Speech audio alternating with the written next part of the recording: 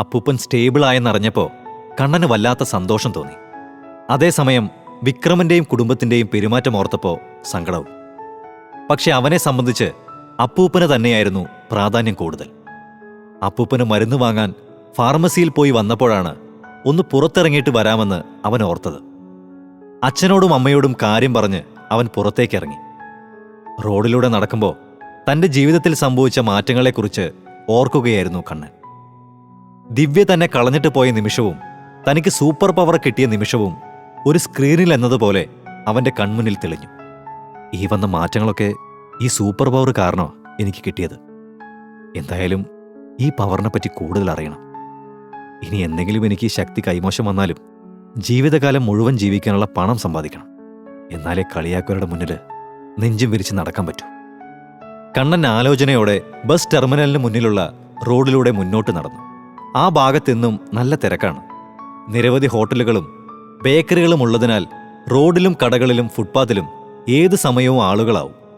അവർക്കിടയിലൂടെ നടക്കുമ്പോഴാണ് ആരോ തന്നെ പിന്തുടരുന്നതായി കണ്ണന് തോന്നിയത്. അതോടെ അവൻ നടത്തത്തിന്റെ വേഗം കൂട്ടി. അതോടെ പിന്നാലെ ഉള്ളവരും വേഗത കൂട്ടി. എന്നാൽ അവൻ എന്തെങ്കിലും ചെയ്യാൻ കഴിയുന്നതിന് മുമ്പ് തന്നെ ആരൊക്കെയോ 4 പേർ അവന്റെ വഴി തടഞ്ഞു. നിങ്ങളൊക്കെ ആരാ? ഇതെന്തിനാ നിങ്ങളെന്നെ വട്ടം ചുറ്റി നിൽക്കുന്നേ? എന്താ കാര്യം?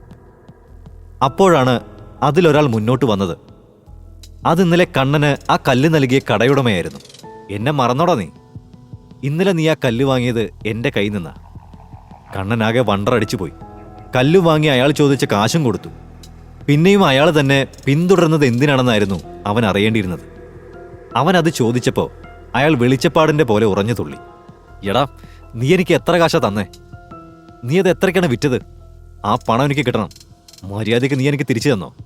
അതല്ല, ഉടക്കാനാണ് മോന്റെ ഭാവമെങ്കിൽ എനിക്ക് വേറെ വഴി നോക്കേണ്ടി വരും. പക്ഷേ കണ്ണൻ ആ പണം കൊടുക്കില്ലെന്ന് ഉറപ്പിച്ചു പറഞ്ഞു. അവരോട് എന്താണെന്ന് വെച്ചാൽ ചെയ്തോളാനും പറഞ്ഞു. അടിച്ച് നിന്റെ കയ്യും കാലും ഞാൻ ഒടിക്കും. ഇവിടെ നിന്ന് നീ ഇഴഞ്ഞേ പോവൂ. കളിക്കാൻ നിൽക്കല്ലേ മോനെ. എന്നോട് മുട്ടാൻ മാത്രം വളർന്നിട്ടില്ല നീ. കടയുടമ ഭീഷണിപ്പെടുത്തിയപ്പോൾ കണ്ണനും തിരിച്ച് അതേ നാണയത്തിൽ തിരിച്ചടിച്ചു.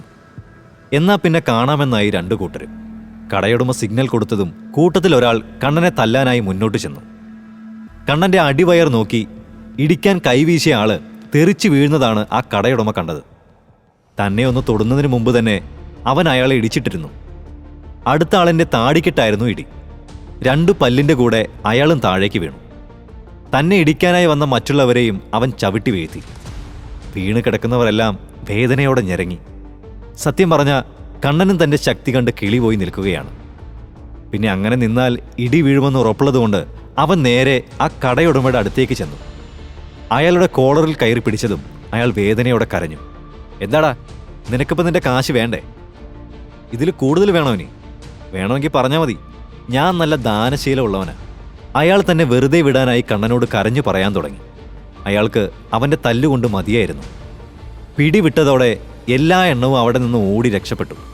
കണ്ണൻ ഒരു ഹോട്ടലിന്റെ മുന്നിൽ നിന്നുള്ള പൈപ്പിൽ നിന്ന് വെള്ളമെടുത്ത് തന്റെ ഡ്രസ്സും കൈയും കാലും ഒക്കെ കഴുകി വൃത്തിയാക്കി മുന്നോട്ട് നടന്നു. അല്പം മാറി ഒരു കറുത്ത കാറിലിരുന്ന് 2 പേർ അവന്റെ പ്രവൃത്തികളെ നോക്കി കാണുന്നുണ്ടായിരുന്നു. അതിലൊരാൾ സന്തോഷത്തോടെ കൂടെയുള്ള ആളെ നോക്കി. കണ്ടോ സാറേ, ഞാൻ അപ്പോഴേ പറഞ്ഞതല്ലേ ആ ചെക്കനത്ര ചില്ലറക്കാരനല്ലെന്ന്. നോക്കിക്കേ, ആ തടിമാടന്മാരെ അവൻ ഒറ്റയ്ക്കാ തല്ലിയൊടിച്ചത്. കൂടെയുണ്ടായിരുന്ന രാംദാസ് മേനോനും അതുതന്നെയായിരുന്നു ആലോചിച്ചത്. വളരെ മെലിഞ്ഞിരിക്കുന്ന കണ്ണനെ പോലൊരു പീക്കിരി പയ്യൻ എങ്ങനെയാണ് ആ ഗുണ്ടകളെ ഒറ്റയടിക്ക് വീഴ്ത്തിയതെന്നായിരുന്നു അയാളുടെയും ചിന്ത. അവന് മറ്റെന്തോ ശക്തിയുണ്ടെന്ന് തന്നെ രാംദാസ് വിശ്വസിച്ചു.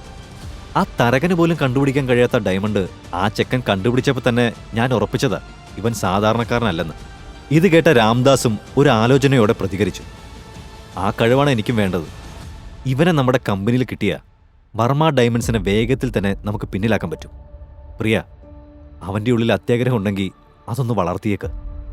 ഇപ്പം അവരവന് കൊടുക്കുന്നതിൻ്റെ 3 ഇരട്ടി നമ്മൾ കൊടുക്കാമെന്ന് പറ. അതിലവൻ വീണോളൂ.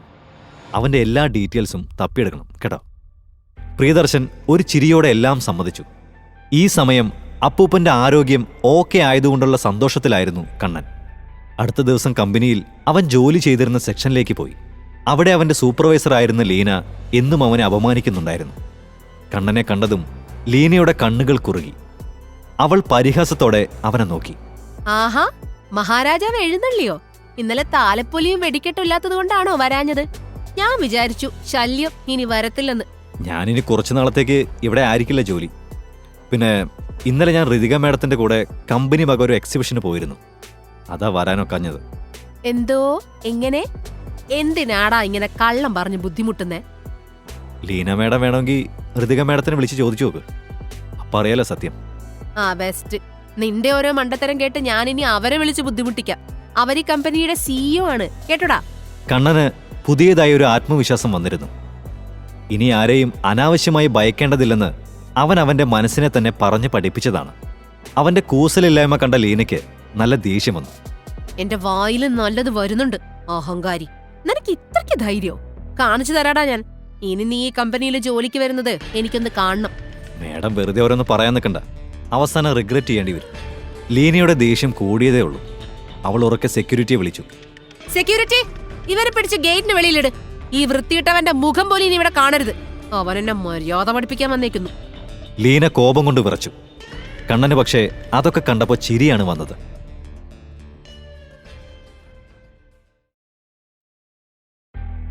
കണ്ണൻ തന്റെ ഫോണെടുത്ത് നേരെ ദീപികയെ വിളിച്ചു.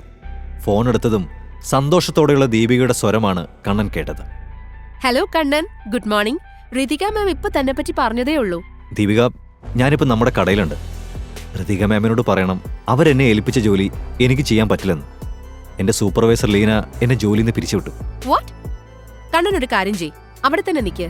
ഗിവ് മീ സം ടൈം, ഞാനിപ്പോ വിളിക്കാം. ദീപിക ആ കോൾ കട്ട് ചെയ്തു. അപ്പോഴേക്കും സെക്യൂരിറ്റി കണ്ണനെ പുറത്താക്കാനായി അങ്ങോട്ടേക്ക് വന്നിരുന്നു. ലീന അയാൾക്ക് നേരെയും ചാടി. എന്താണോ നോക്കി നിൽക്കുന്നേ? ഈ നാറിയെ പിടിച്ച് പുറത്താക്ക്. കണ്ണൻ തന്റെ അടുത്തേക്ക് വന്ന സെക്യൂരിറ്റിയെ കൈ ഉയർത്തി തടഞ്ഞു. ആരും പുറത്താക്കൊന്നും വേണ്ട, ഞാൻ തന്നെ പൊക്കോളാം. കണ്ണൻ ലീനയൊന്ന് നോക്കി ഒന്നും മിണ്ടാതെ പുറത്തേക്ക് ഇറങ്ങി നടന്നു. അപ്പോഴേക്കും ഒരു കോൾ വന്നതുകൊണ്ട് അവൾക്ക് അവനെ കൂടുതലൊന്നും പറയാൻ കഴിഞ്ഞില്ല. ലീന ഫോൺ നോക്കിയപ്പോൾ വർമ്മ ഡയമണ്ട്സിന്റെ ഓൾ ഇന്ത്യ മാനേജറായ കാർത്തിക്കാണ് വിളിക്കുന്നത്. ലീന പെട്ടെന്ന് തന്നെ ആ കോൾ അറ്റൻഡ് ചെയ്തു. അവൾ എന്തെങ്കിലും അങ്ങോട്ട് പറയുന്നതിന് മുന്നേ തന്നെ കാർത്തിക് ഫോണിലൂടെ അവളെ ചീത്ത വിളിക്കാൻ തുടങ്ങി. നീ ആരാണെന്ന് നിന്റെ വിചാരം? ലീനയ്ക്ക് ആരാണ് കണ്ണനെ പിരിച്ചുവിടാനുള്ള അധികാരം തന്നെ? അത് സർ, അവനിവിടുത്തെ വെറൊരു ജോലിക്കാരനാണ്. ഒന്നും പറയാതെ ഇന്നലെ ലീവ് എടുത്തിട്ട് ഞാൻ അതിനെപ്പറ്റി ചോദിച്ചപ്പോ ഒരു കൂസലും ഇല്ല അവന്. You fool! മര്യാദയ്ക്ക് മിണ്ടാതിരിക്കുന്നത് നിനക്ക് നല്ലത്. ഇനി നിനക്ക് ഈ ജോലി കണ്ടിന്യൂ ചെയ്യണമെന്നുണ്ടെങ്കിൽ പോയി അവനോട് മാപ്പ് പറ. എന്നിട്ട് അവൻ ക്ഷമിച്ചെന്ന് പറഞ്ഞാൽ മാത്രം തിരിച്ച് ജോലിക്ക് കയറിക്കോ. ഇല്ലെങ്കിൽ ഈ ജോലി നീ മറന്നേക്ക്, കേട്ടല്ലോ. ലീനയുടെ മറുപടി കാക്കാതെ കാർത്തിക് ആ കോള് കട്ട് ചെയ്തു. ലീനയ്ക്ക് എന്ത് വേണമെന്ന് ഒരു നിമിഷത്തേക്ക് മനസ്സിലായില്ല. അവൾ പെട്ടെന്ന് റോഡിലേക്ക് ഇറങ്ങി ഓടി. അല്പം മാറി കണ്ണൻ തനിയെ നടന്നു പോകുന്നത് കണ്ടു. ലീന അവനെ ഉറക്കെ വിളിച്ചു നോക്കി.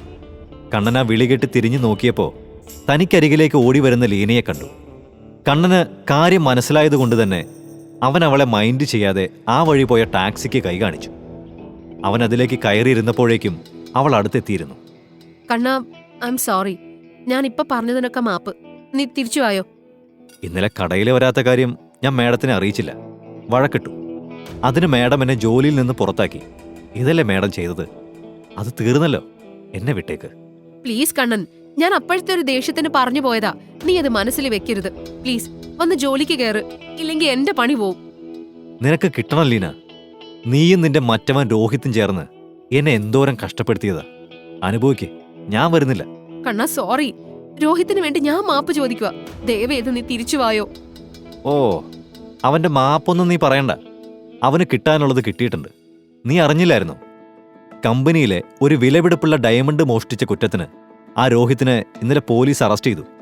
മിക്കവാറും നീയും അകത്താവും. കണ്ണൻ അവളെ നോക്കിയൊന്ന് പുച്ഛിച്ച് കാർ മുന്നോട്ടെടുക്കാൻ ഡ്രൈവറിനോട് പറഞ്ഞു. കാറ് മുന്നോട്ടെടുക്കുമ്പോഴേക്കും 2 റേഞ്ച് റോവർ കാറുകൾ മുന്നിൽ വന്നു നിന്ന് അവന്റെ ടാക്സിയെ തടഞ്ഞു നിർത്തി. അതിൽ നിന്ന് ദീപികയും ഋതികയും പുറത്തേക്ക് വന്നു. ദീപിക നേരെ കണ്ണന്റെ അടുത്തേക്ക് വന്നതും കണ്ണൻ കാറിൽ നിന്ന് പുറത്തേക്കിറങ്ങി. ദീപിക കൈ കാണിച്ചപ്പോൾ ടാക്സി ഡ്രൈവർ അവിടെ നിന്നും പോയി. സോറി കണ്ണ, ഞങ്ങള് കാരണം ഇത്തിരി ബുദ്ധിമുട്ടിയല്ലേ? ഏയ്, അത് സാരമില്ല. ഞാൻ അതൊന്നും അത്ര വലിയ കാര്യമായിട്ട് എടുത്തിട്ടില്ല. ഋതിക മാഡത്തിനൊന്ന് കാണണമെന്ന് പറഞ്ഞിരുന്നു. അങ്ങോട്ടൊന്ന് ചെല്ലാൻ പറ്റുമോ? കണ്ണൻ എതിർക്കൊന്നും പറയാതെ തന്നെ ചിരിച്ചുകൊണ്ട് ഋതിക ഇരുന്ന കാറിന്റെ നേർക്ക് നടന്ന് അകത്ത് കയറി ഡോറടച്ചു. മേഡത്തിനെ ഞാനൊന്ന് കാണാനിരിക്കുകയായിരുന്നു. അപ്പൂപ്പൻ സർജറി ഒക്കെ കഴിഞ്ഞ് സുഖമായിട്ടിരിക്കുന്നു. നിങ്ങളുടെ സഹായം കൊണ്ടാ എല്ലാം നന്നായി നടന്നത്. ഒരുപാട് താങ്ക്സ് ഉണ്ട്. അതേതായാലും നന്നായി. ഞാൻ അപ്പൂപ്പനെ കാണാനായിട്ട് ഒരു ദിവസം ഇറങ്ങാം. തനിക്ക് ബുദ്ധിമുട്ടാവില്ലെങ്കിൽ എന്റെ കൂടെ ഗോഡൌൺ വരെ ഒന്ന് വരാമോ? കണ്ണൻ സന്തോഷത്തോടെ സമ്മതിച്ചു. കാര്യം അവൾക്ക് അവനെ അത്ര പിടുത്തമില്ലെങ്കിലും ഋതികയെ പോലൊരു സുന്ദരിയുടെ കൂടെ സമയം ചെലവഴിക്കാൻ ആരാണ് ആഗ്രഹിക്കാത്തത്? ഋതിക കണ്ണനെയും കൊണ്ട് പോകുന്നത് കണ്ട ജോലിക്കാരുടെയൊക്കെ കണ്ണുമിഴിഞ്ഞു. എന്തു ചെയ്തിട്ടാണ് അവൻ അവളെ മയക്കിയതെന്നായിരുന്നു എല്ലാവരുടെയും ചിന്ത. കാർ അല്പസമയത്തിനുള്ളിൽ ഗോഡൌണിലെത്തി. കണ്ണൻ ആ കമ്പനിയുടെ സ്റ്റാഫ് ആയിരുന്നെങ്കിലും അവൻ ഇതുവരെ അവരുടെ ഗോഡൌൺ കണ്ടിരുന്നില്ല. അകത്തേക്ക് നടക്കുന്നതിനിടയിലാണ് ഋതിക അവരുടെ ജോലിക്കാരനായ രോഹിത്തിനെ ഇന്നലെ അറസ്റ്റ് ചെയ്ത കാര്യം പറയുന്നത്. അതിനൊപ്പം തന്നെ ലെസോദോ ഡയമണ്ടിനൊപ്പം അവിടെയുള്ള മറ്റു പല സാധനങ്ങളും അവൻ മാറ്റിയിട്ടുണ്ടെന്ന് പോലീസിനോട് സമ്മതിച്ചത്രേ. കണ്ണൻ ഞാൻ എന്താണ് ചെയ്യേണ്ടതെന്ന ഭാവത്തിൽ ഋതികയെ ഒന്ന് നോക്കി. അവളുടെ കണ്ണുകളിൽ തന്നെ ഉണ്ടായിരുന്നു അവനുള്ള ആജ്ഞകൾ. കണ്ണൻ പെട്ടെന്ന് തന്നെ ഒരു ശില്പത്തിന്റെ അടുത്തേക്ക് ചെന്നു. അതിലൊന്ന് കണ്ണടച്ച് തൊട്ടപ്പോൾ ഒരു ശില്പി ആ ശില്പം കൊത്തിയെടുക്കുന്നത് കാണാൻ കഴിഞ്ഞു. അവൻ കണ്ണുകൾ തുറന്ന് ഋതികയെ നോക്കിയപ്പോൾ മറുപടിക്കായി അവൾ അവനെ കാത്തിരിക്കുകയാണെന്ന് തോന്നി. അവൻ ആ ശില്പം ഒറിജിനലാണെന്നും വർഷങ്ങളുടെ പഴക്കവും ഉണ്ടെന്ന് അവളോട് സമ്മതിച്ചു കൊടുത്തു. കൂടുതൽ മുന്നോട്ടു പോയി ഓരോ സാധനങ്ങളും തൊട്ടു നോക്കുന്നതിനിടയിൽ തന്നെ അത് ഒറിജിനലാണോ ഡ്യൂപ്ലിക്കേറ്റ് ആണോ എന്നും അതിന്റെ ചരിത്രവും പഴക്കവുമെല്ലാം അവൻ വള്ളി പുള്ളി തെറ്റാതെ പറഞ്ഞുപോയി. എല്ലാം കഴിഞ്ഞതും അവൻ ഋതികയ്ക്കരികിൽ ചെന്ന് അവിടെയുള്ള ഭൂരിഭാഗം സാധനങ്ങളും ഡ്യൂപ്ലിക്കേറ്റ് ആണെന്ന സത്യം അവളെ അറിയിച്ചു. കണ്ണന്റെ കഴിവിൽ ആകെ അമ്പരന്ന് നിൽക്കുകയായിരുന്നു ഋതിക. പക്ഷേ തുടർച്ചയായി ചെക്ക് ചെയ്തത് കാരണം കണ്ണന് വല്ലാത്തൊരു തലവേദന അനുഭവപ്പെട്ടു തുടങ്ങി. അവിടെ നിന്നും ഇറങ്ങിയതും ഋതിക കണ്ണനെ ലഞ്ച് കഴിക്കാനായി ക്ഷണിച്ചു. അതിനുശേഷം കണ്ണൻ തന്റെ അപ്പൂപ്പനെ കാണാനായി ഹോസ്പിറ്റലിലേക്ക് പോകണമെന്ന് ഋതികയോട് പറഞ്ഞപ്പോൾ അവർ അവനെ അവിടെ ഡ്രോപ്പ് ചെയ്തു. ഹോസ്പിറ്റൽ ഗേറ്റ് കടന്നു പോകുന്ന കണ്ണനെ നോക്കി ദീപികയും ഋതികയും ഇരുന്നു. ആന്റി കളക്ഷൻ തൊട്ടുനോക്കി അതിന്റെ എല്ലാ കാര്യവും പറയാനുള്ള അവന്റെ കഴിവ് അവളെ ഫ്ലാറ്റാക്കിയിരുന്നു. അവനെ കൂടെ നിർത്തുകയാണെങ്കിൽ ബിസിനസ് കൂടുതൽ ഉയരങ്ങളിലേക്ക് എത്തുമെന്ന് ഋതിക കണക്കുകൂട്ടി. അതോടെ കണ്ണന്റെ ജീവിതം മാറിമറിയാൻ തുടങ്ങുകയായിരുന്നു.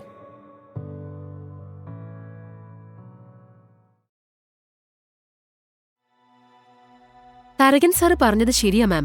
കണ്ണൻ എന്തോ ഒരു കഴിവുണ്ട്. അല്ലാതെ എങ്ങനെയാ ഇത്രയും മൈന്യൂട്ടായിട്ടുള്ള കാര്യങ്ങൾ വരെ ഒരൊറ്റ ടച്ചിൽ പറയാൻ കഴിയുന്നത്? തരകൻ സാറിനെ കൊണ്ടുപോലും പറ്റില്ല. ഋതിക ദീപിക പറഞ്ഞത് ശരിവെച്ചു. അവൾ ദീപികയെ ഒന്ന് നോക്കി. നീ പറഞ്ഞത് ശരിയാണ് ദീപിക. അന്ന് എക്സിബിഷൻ ഹാളിൽ സംഭവിച്ചതെല്ലാം ഒരു ആക്സിഡന്റ് ആണെന്നാണ് ഞാൻ കരുതിയത്. ഇനി ഒരു കാരണവശാലും കണ്ണൻ നമ്മുടെ കയ്യിൽ നിന്ന് പോകരുത്. അതിനുവേണ്ടി എന്തു വേണമെങ്കിലും ചെയ്തോ. ദീപിക ഉറപ്പോടെ പറഞ്ഞു നിർത്തി. ഈ സമയം ഹോസ്പിറ്റലിന്റെ അകത്തേക്ക് കയറി അപ്പൂപ്പന്റെ മുറിക്ക് മുന്നിലെത്തിയപ്പോൾ അവിടെ 2 ബ്ലാക്ക് കാറ്റ്സിനെ കണ്ട് കണ്ണൻ ആകെ അമ്പരന്നു. അവൻ അകത്തേക്ക് കയറിയപ്പോൾ നന്ദൻ ഓടി അവന്റെ അരികിലെത്തി. നീ വന്നതെന്തായാലും നന്നായി. നിന്റെ 2 ഫ്രണ്ട്സ് വന്നിട്ടുണ്ട്. അവരും ഞാനും നിന്നെ കുറെ വിളിച്ചു നോക്കി, പക്ഷെ കിട്ടുന്നുണ്ടായിരുന്നില്ല. കണ്ണന് ആ സുഹൃത്തുക്കൾ ആരാണെന്ന് മനസ്സിലായില്ല. അവനത് ചോദിച്ചപ്പോഴേക്കും കോട്ടും സ്യൂട്ടുമൊക്കെ ധരിച്ച ഒരാൾ കണ്ണന്റെ മുന്നിലേക്ക് വന്നു. കണ്ണൻ അവരെ തിരിച്ചറിയാൻ കഴിയാത്തതിൽ ക്ഷമ ചോദിച്ചു. ഞാൻ പ്രിയദർശൻ. അങ്ങനെ പറഞ്ഞാൽ അറിയില്ല. രാംദാസ് മേനോന്റെ കൂടെയാണ് ഞാൻ ജോലി ചെയ്യുന്നത്. അതായത് RM ഡയമണ്ട്സിന്റെ ഉടമ രാംദാസ് മേനോന്റെ കൂടെ. രാംദാസ് മേനോന്റെ പേര് പറഞ്ഞതും ആ മുറിയിലാകെ നിശബ്ദത പരന്നു. നിലവിൽ ബർമ ഡയമണ്ട്സിനോട് യുദ്ധം ചെയ്യാൻ കഴിവുള്ള ഒരേ ഒരു കമ്പനിയാണ് രാംദാസിന്റെ കമ്പനി. കണ്ണൻ വളരെ ശാന്തനായി തന്നെ അവർ വന്നതിന് പിന്നിലുള്ള കാര്യം എന്താണെന്ന് ചോദിച്ചു. കണ്ണാ, ഞങ്ങളിപ്പോൾ വന്നത് നിന്റെ കയ്യിൽ നിന്നൊരു സഹായത്തിനല്ല. ഞങ്ങൾക്ക് വേണ്ടത് നിന്നെ തന്നെയാണ്. നീ ഇപ്പോൾ ഞങ്ങളുടെ കൂടെ നിന്നാൽ നിന്റെ ലൈഫ് തന്നെ മാറി മറയും. നീ എന്ത് ചോദിക്കുന്നുവോ അത് നിന്റെ കാൽ കീഴിൽ എത്തിച്ചു തരും ഞങ്ങൾ. നിനക്കെന്താ വേണ്ടത്? വലിയ വീടോ കാറോ പണോ എന്താണെങ്കിലും ചോദിച്ചോ. ഇനി പറയ്, ഞങ്ങളുടെ കമ്പനിക്ക് വേണ്ടി വർക്ക് ചെയ്യാൻ കണ്ണന് സാധിക്കുമോ? കണ്ണന് എന്താണ് ജോലിയെന്ന് മനസ്സിലായില്ല. അവൻ അപ്പോഴും കാര്യമറിയാതെ നോക്കി നിൽക്കുകയാണ്. പ്രിയദർശൻ കൂടുതൽ എന്തെങ്കിലും പറയുന്നതിന് മുന്നേ തന്നെ അയാളുടെ കൂടെ വന്ന ഗുണ്ടാ തലവന്മാരെ ഓർമ്മിപ്പിക്കുന്ന മട്ടിലുള്ള ദേവൻ എന്ന ആള് അവർക്കിടയിലേക്ക് ചാടി വീണു. എടാ ചെക്ക, കൂടുതൽ മനസ്സിലാക്കാനൊന്നുമില്ല. മേനോൻ സാറ് നിന്റെ ജീവിതം അടിച്ചു പൊളിയാക്കാൻ പോകുന്നു. നിനക്ക് കിട്ടുന്ന വലിയൊരു ഔദാര്യമാണെന്ന് കരുതിയാൽ മതി. അതുകൊണ്ട് മര്യാദയ്ക്ക് ആ ഡീലങ്ങ് ഉറപ്പിച്ചിട്ട് ഞങ്ങളുടെ കമ്പനിയിലേക്ക് കയറിക്കും. ദേവന്റെ സംസാരം ഒട്ടും ഇഷ്ടപ്പെടാത്ത കണ്ണൻ പിന്നെ ഒന്നും ആലോചിക്കാതെ തന്നെ മറുപടി നൽകി. ചേട്ടന്മാര് പോവാൻ നോക്ക്. ഇവിടെ കിടന്ന് ചുമ്മാ കരയാൻ നിൽക്കണ്ട. എനിക്ക് വിലയിടാൻ ഒരു മേനോനും വളർന്നിട്ടില്ല, കേട്ടല്ലോ. ദേവൻ കണ്ണനെ ഭീഷണിപ്പെടുത്താൻ തുടങ്ങി. എന്നാൽ ആ ഭീഷണിയിലൊന്നും ഭയക്കുന്നവനല്ല ഇന്നത്തെ കണ്ണനെന്ന് അവർക്കറിയില്ലല്ലോ. കണ്ണൻ പ്രിയദർശന് നേരെ തിരിഞ്ഞു. ചേട്ടൻ ഈ കാവൽ പട്ടിയം കൊണ്ട് പോവാൻ നോക്കിക്കേ. ഇവിടെ ഒരു രോഗിയുള്ളതാ, അവരുടെ സേഫ്റ്റി നോക്കണം. അതുകൊണ്ട് പെട്ടെന്ന് ഇറങ്ങാൻ നോക്ക്. ഒന്നുകൂടെ ഒന്ന് ആലോചിച്ച് നോക്ക് കണ്ണൻ. ഞങ്ങളുടെ ഡീല് സ്വീകരിക്കുന്നതാണ് എന്തുകൊണ്ടും നിങ്ങൾക്ക് നല്ലത്. അവരുടെ ഭാഗത്തു നിന്നുള്ള ഭീഷണിയുടെ ടോൺ ശരിക്കും കണ്ണനെ ഇറിറ്റേറ്റ് ചെയ്യുന്നുണ്ടായിരുന്നു. വീണ്ടും വീണ്ടും തുടർന്നപ്പോൾ മര്യാദയുടെ ഭാഷയിൽ തന്നെ അവൻ അവരെ ഇറക്കി വിട്ടു. പ്രിയനും ദേവനും ഇറങ്ങിപ്പോകുമ്പോഴും കണ്ണനെ ഭീഷണിപ്പെടുത്തുന്നുണ്ടായിരുന്നു. എന്നാൽ കണ്ണനെ അവർ ഭീഷണിപ്പെടുത്തുന്നത് കണ്ട ഉദയന് വല്ലാത്ത പേടി തോന്നിയിരുന്നു. അവനത് കണ്ണനോട് തുറന്ന് പ്രകടിപ്പിക്കുകയും ചെയ്തു. കണ്ണനാവട്ടെ എല്ലാം സില്ലി ആയിട്ടാണ് കണ്ടത്. അവരാരാണെന്ന് നിനക്കറിയോ? ബിസിനസ്സുകാരൻ മാത്രമല്ല അവൻ, ഒരു പക്ക ഗുണ്ടയാ, ഒരു ക്രിമിനൽ തന്നെ. ഇനി നമ്മൾ എന്തു ചെയ്യും? നീ അവരെ അപമാനിച്ചാണ് ഇവിടെ നിന്ന് ഇറക്കിവിട്ടത്. അതിന് ഞാനെന്താ തലകുത്തി നിൽക്കണം? കണ്ണൻ അത് വളരെ ലൈറ്റായിട്ടെടുത്ത് ഉദയനെ കൂടുതൽ ഭയപ്പെടുത്തിയതേ ഉള്ളൂ. എനിക്ക് നിന്നെ മനസ്സിലാവുന്നില്ല കണ്ണ. അവരത്ര ചില്ലറക്കാരൊന്നുമല്ല. നോക്ക്, നീ കാരണം നമ്മുടെ കുടുംബത്തിൽ ആർക്കെങ്കിലും അപകടം വന്നാൽ എന്തു ചെയ്യും നമ്മൾ? നീ ഒന്നുകൂടി ഈ കാര്യത്തെപ്പറ്റി ആലോചിക്കേ. ഉദയൻ നല്ലതുപോലെ പേടിച്ചിട്ടുണ്ടെന്ന് കണ്ണന് മനസ്സിലായി. കണ്ണൻ മേനോന്റെ കൂടെ പോകണമെന്നാണ് അവൻ പരോക്ഷമായി പറഞ്ഞിരിക്കുന്നത്. ഉദയേട്ടൻ പേടിക്കണ്ട. അവരിനി നിങ്ങൾ ആരെയെങ്കിലും എന്തെങ്കിലും ചെയ്താലും എന്നെ അത് ബാധിക്കില്ലെന്ന് അവന്മാർക്ക് മനസ്സിലായി കാണും. ഉദയൻ ഞെട്ടിപ്പോയി. അവൻ വേദനയോടെയും ഭയത്തോടെയും തങ്ങളെല്ലാം ഒരു കുടുംബമാണെന്ന് പറഞ്ഞതും കണ്ണൻ ചൂടായി. കുടുംബോ? ഏത് കുടുംബം? ആരുടെ കുടുംബം? നിങ്ങളതിന് ഞങ്ങളെ നിങ്ങളുടെ കുടുംബമായിട്ട് എന്തെങ്കിലും കണക്കൂട്ടിയിട്ടുണ്ടോ? അതിനിടയിൽ അച്ഛൻ അവൻ്റെ അരികിലായി വന്ന് അവനെ പരിപാലിക്കേണ്ടത് തങ്ങളുടെ കടമയാണെന്ന പോലെ കണ്ണനോട് സംസാരിച്ചതും കണ്ണൻ പൊട്ടിത്തെറിച്ചു. അച്ഛനെങ്ങനെ കാലുമാറരുത് കേട്ടോ. നമ്മൾ കഷ്ടപ്പെട്ടപ്പോഴും പട്ടിണി കിടന്നപ്പോഴൊക്കെ ഈ പറഞ്ഞ വീട്ടുകാരെ ഞാൻ കണ്ടിട്ടില്ല. ഇന്നലെ ദീപിക ഇങ്ങോട്ട് വന്നില്ലായിരുന്നെങ്കിൽ അപ്പൂപ്പൻ്റെ അവസ്ഥ എന്തായേനെ? എനിക്ക് ഇവരുടെ ഒന്നും ഉത്തരവാദിത്തം ഏറ്റെടുക്കാൻ വയ്യച്ച. അത്രയ്ക്ക് ത്യാഗിയൊന്നുമല്ല ഞാൻ. അപ്പോഴേക്കും ഒരു നേഴ്സ് അപ്പൂപ്പനെ വീൽ ചെയറിൽ ഇരുത്തിക്കൊണ്ട് അങ്ങോട്ടേക്ക് വന്നു. കണ്ണൻ അപ്പൂപ്പൻ്റെ അടുത്തേക്ക് ചെന്ന് കുശലാന്വേഷണത്തിന് ശേഷം അദ്ദേഹം വർമ്മ കമ്പനി അവർക്ക് വേണ്ട സഹായങ്ങൾ ചെയ്തതിനെക്കുറിച്ച് വാചാലനായി. അവരോട് നന്ദി പറയണമെന്നും ആവുന്ന കാലത്ത് മുടക്കിയ പണം തിരികെ കൊടുക്കണമെന്നും അപ്പൂപ്പൻ അവനെ ഓർമ്മിപ്പിച്ചു. അവൻ അതെല്ലാം ചിരിയോടെ സ്വീകരിക്കുകയും അപ്പൂപ്പനെ കെട്ടിപ്പിടിച്ച് ഉമ്മ നൽകുകയും ചെയ്തു. ഈ സമയം ദേവനും പ്രിയനും കണ്ണന്റെ അഹങ്കാരത്തെപ്പറ്റി സംസാരിക്കുകയായിരുന്നു.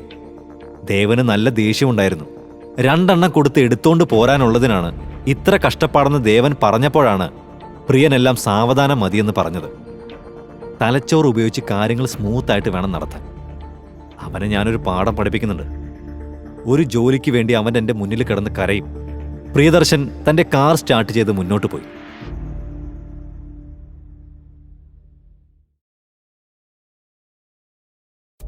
പിറ്റേന്ന് രാവിലെ തന്നെ കണ്ണൻ റെഡിയായി കടയിലെത്തിയപ്പോൾ കൗണ്ടറിൽ തന്നെ 2 പേർ നിൽക്കുന്നുണ്ടായിരുന്നു.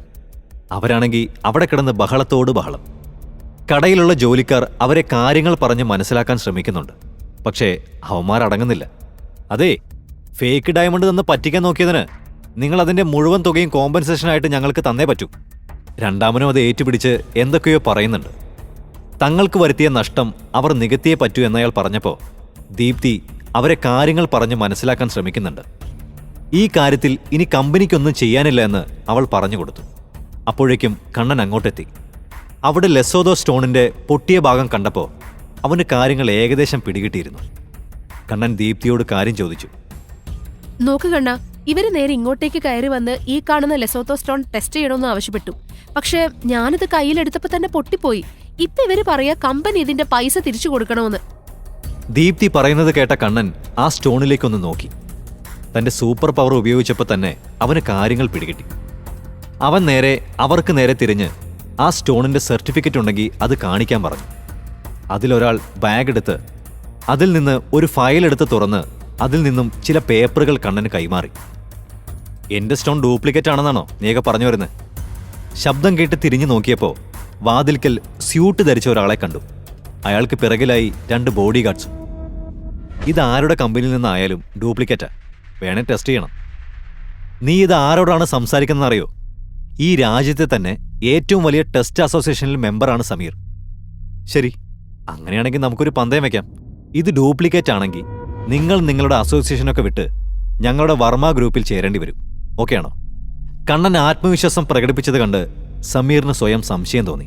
എന്നാൽ ഈ സംശയം തന്നെ ഭരിക്കാൻ അയാൾ സമ്മതിച്ചില്ല. അയാൾ അവനോട് തന്റെ ഭാഗത്തു നിന്നുള്ള ബെറ്റും പറഞ്ഞു. ശരി, പക്ഷേ ഈ സ്റ്റോൺ ഒറിജിനൽ ആണെങ്കിൽ നീ എനിക്ക് 20 ലക്ഷം രൂപയും തരണം. ഒപ്പം മുട്ടുകുത്തിയിരുന്ന് എന്നോട് മാപ്പും ചോദിക്കണം. അതൊക്കെയാണോ? കണ്ണൻ വളരെ ശാന്തനായി തന്നെ അതങ്ങ് സമ്മതിച്ചു കൊടുത്തു. ഈ സംസാരമൊന്നും കണ്ണനൊരു മാറ്റവും വരുത്തിയില്ല. കാരണം സംസാരിക്കുന്നതിലും കൂടുതൽ കാണിച്ചു കൊടുക്കുന്നതിലാണ് കണ്ണൻ വിശ്വസിച്ചിരുന്നത്. അപ്പോൾ തന്നെ അവൻ ഫോണെടുത്ത് ഹൃതികയെ വിളിച്ചു. അവൾ ഫോണെടുത്തു. Hi Kannan. Hello ma'am, diamond അസോസിയേഷനിലെ സമീറിനെ നിങ്ങൾക്കറിയോ? ഉവ്വ്, എനിക്കറിയാം. എന്താ കാര്യം? നിങ്ങൾക്ക് എന്തു തോന്നുന്നു അയാളെക്കുറിച്ച്? സമീർ വളരെ നല്ലൊരു ആസ്വാദകനാണ്. അദ്ദേഹത്തിന്റെ റെക്കോർഡ്സും വളരെ മികച്ചതാണ്. അപ്പൊ പിന്നെ congrats Shruthika madam. Mister Sameer ഉടനെ തന്നെ വർമ്മ ഡയമണ്ട്സിൽ ജോലിക്ക് വരുന്നുണ്ട്. അതുകൊണ്ട് പെട്ടെന്ന് തന്നെ അദ്ദേഹത്തിനൊരു അപ്പോയിന്റ്മെന്റ് ലെറ്റർ തരൂ. എന്താ കണ്ട കാര്യം? കണ്ണൻ താനത് പിന്നീട് പറയാമെന്ന് അവളോട് പറഞ്ഞു. സമീറും മറ്റുള്ളവരും അവനെ ദേഷ്യത്തോടെ നോക്കുന്നുണ്ടായിരുന്നു. എല്ലാറ്റിനുമുപരി അവന്റെ വാക്കുകളിലെ ആ ആത്മവിശ്വാസമാണ്. അപ്പോൾ കണ്ണൻ ആ സ്റ്റോൺ എടുത്ത് നിലത്ത് ശക്തിയായി അടിച്ചു. ആ സ്റ്റോൺ പൊട്ടിച്ചിതറി. എന്റെ ലെസോദോ, എടാ പൊട്ടാ, നീ എന്റെ ഡയമണ്ട് തകർത്തു. ഇത്രയും പറഞ്ഞ് കണ്ണനെ കൊല്ലാൻ ആൾ മുന്നോട്ട് നീങ്ങിയെങ്കിലും സമീർ തടഞ്ഞു. സമീർ കണ്ണനോട് പറഞ്ഞ കാര്യം തെളിയിക്കാനും അതല്ലെങ്കിൽ പ്രത്യാഘാതം വളരെ മോശമായിരിക്കുമെന്നും അവരെ അറിയിച്ചു. കണ്ണൻ എന്നാൽ ശാന്തനായി ഒരു സ്റ്റോൺ എടുത്ത് സമീറിന് കൊടുത്തു. സമീർ ആ കഷ്ണമെടുത്ത് സൂക്ഷിച്ചു നോക്കാൻ തുടങ്ങി. അയാൾ ഞെട്ടിപ്പോയി. ആ സ്റ്റോണിൽ 2010 എന്ന അടയാളം വ്യക്തമായി കുത്തിവെച്ചിരുന്നു. സമീറിന് അതൊട്ടും വിശ്വസിക്കാൻ കഴിഞ്ഞില്ല. സാറ് വിഷമിക്കണ്ട, തെറ്റുപറ്റാത്ത ആരും ഈ ലോകത്തില്ല. ഒരു തെറ്റ് സാറിനും പറ്റി, അതിനിങ്ങനെ ഡെസ്പാവേണ്ട ആവശ്യമൊന്നുമില്ലെന്നേ. സമീർ ആകെ സ്തംഭിച്ചു പോയിരുന്നു. എങ്ങനെ ഇത്ര വലിയ തെറ്റ് തനിക്ക് പറ്റിയെന്ന് അവന് മനസ്സിലാക്കാൻ കഴിഞ്ഞില്ല. അവിടെ ഉണ്ടായിരുന്ന എല്ലാ ആളുകളും കണ്ണനെ തന്നെ നോക്കിയിരിക്കുകയായിരുന്നു. എന്നാൽ അവിടെ വന്ന ആ ക്ലയൻസ് സമീറിനെ സംരക്ഷിക്കാൻ വേണ്ടി വെറുതെ വാദിച്ചു. അവർ കണ്ണനെ കുറ്റക്കാരനാക്കാൻ വേണ്ടി ശ്രമിക്കുകയും ചെയ്തു. എന്നാൽ സമീർ അയാളെ തടഞ്ഞു. ഇത് ഡ്യൂപ്ലിക്കേറ്റ് ലെസോദോ ആണ്. കണ്ണ മോനെ, സോറി, ഇതൊരുമാതിരി മറ്റേടത്ത പണിയായിപ്പോയി സമീറെ. ഇത് നടക്കില്ല. എൻ്റെ സ്റ്റോൺ ഒറിജിനലായിരുന്നു. നിങ്ങളെല്ലാവരും കൂടി എന്നെ പറ്റിക്കാൻ നോക്കുക. ഞാൻ ഇപ്പോൾ തന്നെ പോലീസിനെ വിളിക്കും. ഞാൻ നോക്കട്ടെ. സമീർ അപ്പോഴും താൻ പറഞ്ഞ വാദത്തിൽ തന്നെ ഉറച്ചു നിന്നു. എനിക്കൊന്നും കേൾക്കണ്ട. ഒന്നുകിൽ എനിക്ക് മറ്റൊരു ലെസോദോ ഡയമണ്ട് വേണം, അല്ലെങ്കിൽ പകരം പണം വേണം, അല്ലെങ്കിൽ ഞാൻ പോലീസിനെ വിളിക്കും. അതോടെ ഇയാൾ ഫോണെടുത്ത് പോലീസിനെ വിളിക്കാൻ തുടങ്ങി. കണ്ണൻ അപ്പോഴും ശാന്തനായി നിൽക്കുന്നുണ്ട്. നിങ്ങൾ പോലീസിനെ വിളിച്ചോളൂ, അവർ വന്ന് അന്വേഷിക്കട്ടെ. സമീറാണ് നിങ്ങൾക്ക് ഡ്യൂപ്ലിക്കേറ്റ് സ്റ്റോൺ തന്നതെങ്കിൽ നിങ്ങൾ കാശ് ചോദിക്കേണ്ടത് അവരോടാണ്, അല്ലാതെ ഇവിടെയല്ല. രണ്ടാമത്തെ കാര്യം, നീയൊക്കെ കംപ്ലീറ്റ് ഉടായ്പാണെന്ന് എനിക്ക് മനസ്സിലായതാ. എല്ലാ വീഡിയോസും ഞാൻ സെർച്ച് ചെയ്ത് നോക്കിക്കോളാം. അത് കട്ട് ചെയ്ത് ഞാൻ കോടതിയെ ഏൽപ്പിക്കും. ഇനി കുറച്ചുകാലം അകത്തുപോയി വിശ്രമിക്കാൻ നോക്ക്. ഇത് കേട്ട് ആ മനുഷ്യൻ വിയർത്തു തുടങ്ങി. ലെസോദോ സ്റ്റോൺ ഡ്യൂപ്ലിക്കേറ്റ് ആണെന്ന് അയാൾക്ക് മനസ്സിലായി. സത്യത്തിൽ വർമ്മ ഡയമണ്ട്സിന് ചീത്തപ്പേരുണ്ടാക്കാനാണ് അവർ രണ്ടുപേരും അവിടെ വന്നതും ഈ നാടകങ്ങൾ മുഴുവൻ നടത്തിയതും.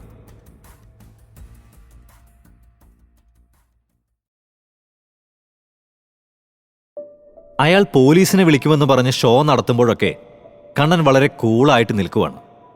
അതെ ദീപ്തി, നീ ഒരു കാര്യം ചെയ്യ്, ആ പോലീസ് സ്റ്റേഷനിലേക്കൊന്ന് വിളിച്ചു കൊടുക്ക്. ചേട്ടന് ചിലപ്പോൾ കോള് കണക്റ്റ് ആവുന്നുണ്ടാവില്ല. കണ്ണൻ്റെ ആറ്റിറ്റ്യൂഡ് കണ്ടപ്പോഴേക്കും ആ വന്ന ആളിൻ്റെ കിളി മൊത്തം പോയി. വേറൊരു വഴിയുമില്ലാത്തതുകൊണ്ട് അയാൾ അവിടെ നിന്ന് ഓടി രക്ഷപ്പെടാനുള്ള വഴി നോക്കി. അയാളുടെ ഓട്ടം കണ്ടതോടെ കടയിലുള്ള സ്റ്റാഫുകളെല്ലാം ബഹുമാനത്തോടെ കണ്ണനെ നോക്കി. ദീപ്തി ഓടി വന്ന് അവന്റെ കയ്യിൽ പിടിച്ചു. എന്റെ പൊന്നു കണ്ണ, ദൈവമായിട്ടാ നിന്നിവിടെ എത്തിച്ചത്. ഇല്ലെങ്കിൽ ഇവന്മാരൊപ്പിച്ച പണിയിൽ നമ്മുടെ കമ്പനിയുടെ പേരും ഈ സമീർ സാറിന്റെ പേരും എല്ലാം നാശമായേനെ. ദീപ്തി ആരാധനയോടെ കണ്ണനെയും പിന്നെ സമീറിനെയും നോക്കി. സമീറിന്റെ മുഖത്തെ വിഷമം കണ്ടപ്പോ കണ്ണൻ അയാളുടെ അടുത്തേക്ക് ചെന്നു. സമീർ സാർ വിഷമിക്കണ്ട, അവരിനി വരാനൊന്നും പോകുന്നില്ല. കണ്ണന്റെ മുഖത്തെ ചിരി കണ്ടപ്പോ സമീറും അവനോട് പുഞ്ചിരിച്ചു. നന്ദി പറയാനെത്തിയ സമീറിനെ കണ്ണൻ തടഞ്ഞു. നമ്മളിനി ഒരേ കമ്പനിയിൽ ജോലി ചെയ്യുന്നവരല്ലേ എന്നാണ് കണ്ണൻ പറഞ്ഞത്. അവന്റെ കുസൃതിയോടുള്ള പറച്ചിൽ കേട്ടപ്പോ സമീറിനും ചിരി വന്നുപോയി. അപ്പോഴേക്കും വാതിൽ കടന്ന് ദീപികയും ഋതികയും അങ്ങോട്ട് കയറി ചെന്നു. ഋതിക സന്തോഷത്തോടെ അദ്ദേഹത്തിന്റെ കൈ കവർന്ന് തന്റെ കമ്പനിയിലേക്ക് വെൽക്കം ചെയ്തു. പക്ഷെ സമീറിന്റെ മുഖത്ത് അപ്പോഴും ഒരു ആശങ്കയുണ്ടെന്നും അതിന്റെ കാരണമെന്തെന്നും ഋതിക മനസ്സിലാക്കി. സമീർ ടെൻഷൻ ആവണ്ട. നാഷണൽ അസോസിയേഷന്റെ കോൺട്രാക്ട് ബ്രേക്ക് ചെയ്തതിനുള്ള നഷ്ടപരിഹാരം അതെത്രയാണെങ്കിലും ഞങ്ങൾ അടയ്ക്കും. അതുമാത്രമല്ല, അവര് തന്നതിന്റെ 2 ഇരട്ടി സാലറിയും ഞങ്ങൾ സമീറിന് തരും. ഇനി കൺഫ്യൂഷൻ ഉണ്ടോ? ഇതിലും വലിയ ഓഫർ സ്വപ്നങ്ങളിൽ മാത്രമെന്നോർത്ത് സമീർ അപ്പോൾ തന്നെ ഓക്കെ പറഞ്ഞ് ഋതികയ്ക്ക് കൈകൊടുത്തു. അപ്പോഴേക്കും കണ്ണനും സന്തോഷത്തോടെ മുന്നോട്ട് വന്നു. പെട്ടെന്ന് തന്നെ ആ കോൺട്രാക്ട് സൈൻ ചെയ്തോ. ദേ നോക്കി, ഈ ദീപികയെ പോലെ ഒരു മാലാഖ പെണ്ണിന്റെ കൂടെ ജോലി ചെയ്യാനുള്ള സുവർണ അവസര. കണ്ണൻ ആ പറഞ്ഞതൊന്നും ഋതികയ്ക്ക് പിടികിട്ടുന്നുണ്ടായിരുന്നില്ല. ദീപികയാണെങ്കിൽ ഇതെന്ത് കുരിശെന്ന ഭാവത്തിലാണ് നിൽക്കുന്നത്. അതെ, രണ്ടാളും ഇങ്ങനെ വാപൊളിച്ച് നിൽക്കാതെ വേഗം സൈൻ ചെയ്യ്.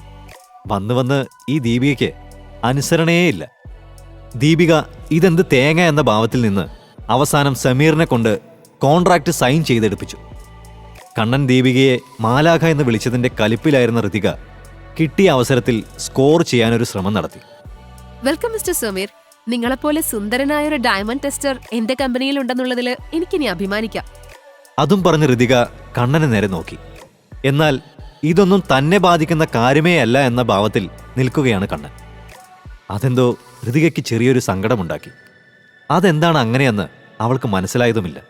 ശരിക്കും തരകൻ സാർ കഴിഞ്ഞ വർമ്മ ഡയമണ്ട്സിലെ ഏറ്റവും വലിയ ടെസ്റ്റർ നിങ്ങളായിരിക്കും സമീർ സാറേ. കണ്ണൻ പറയുന്നത് കേട്ട് സമീറും ഋതികയും എല്ലാം ഞെട്ടിപ്പോയി. സമീർ അപ്പോൾ തന്നെ അവനോട് കമ്പനി വിടാൻ പോകുവാണോ എന്ന് ചോദിച്ചു. ചെറുതായിട്ട്. എനിക്കൊരു ബ്രേക്ക് വേണം, ജോലിയിൽ നിന്നും ആളുകളിൽ നിന്നുമല്ല. നടക്കില്ല കണ്ണ. നോക്ക്, എനിക്കും എന്റെ കമ്പനിക്ക് നിന്നെ ആവശ്യമുണ്ട്. അങ്ങനെ വിചാരിച്ചതുപോലെയൊന്നും നിനക്ക് പോകാൻ കഴിയില്ല. മാം പറഞ്ഞത് ശരിയാണ്. പക്ഷെ എന്തോ എനിക്ക് ആരുടെയും കീഴിൽ ജോലി ചെയ്യാൻ താല്പര്യം തോന്നുന്നില്ല. കണ്ണൻ സംസാരിച്ചു കൊണ്ടിരിക്കുന്നതിനിടയിലാണ് കോട്ടും സ്യൂട്ടും ധരിച്ച ഒരാൾ അകത്തേക്ക് കയറി വന്നത്. എന്നാ പിന്നെ സാറിനെ ഞങ്ങൾ വർമ്മ ഡയമണ്ട്സിന്റെ ചെയർമാനാക്കാം, എന്തു പറയുന്നു?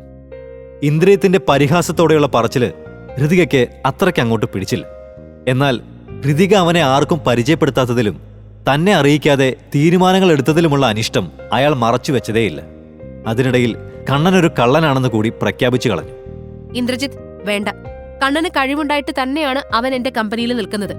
അതിൽ ഇയാൾ ഇടപെടണ്ട. ഞാൻ അന്നൊന്ന് ചോദിക്കട്ടെ, ഈ ലെസോദോ സ്റ്റോണിൽ എഴുതിയിരിക്കുന്ന വാക്കുകളാണല്ലോ ഒറിജിനലാണോ അല്ലയോ എന്ന് തീരുമാനിക്കുന്നത്. ഒരു ലെൻസ് പോലും ഇല്ലാതെ ഈ ചെക്കൻ അതെങ്ങനെ കണ്ടു?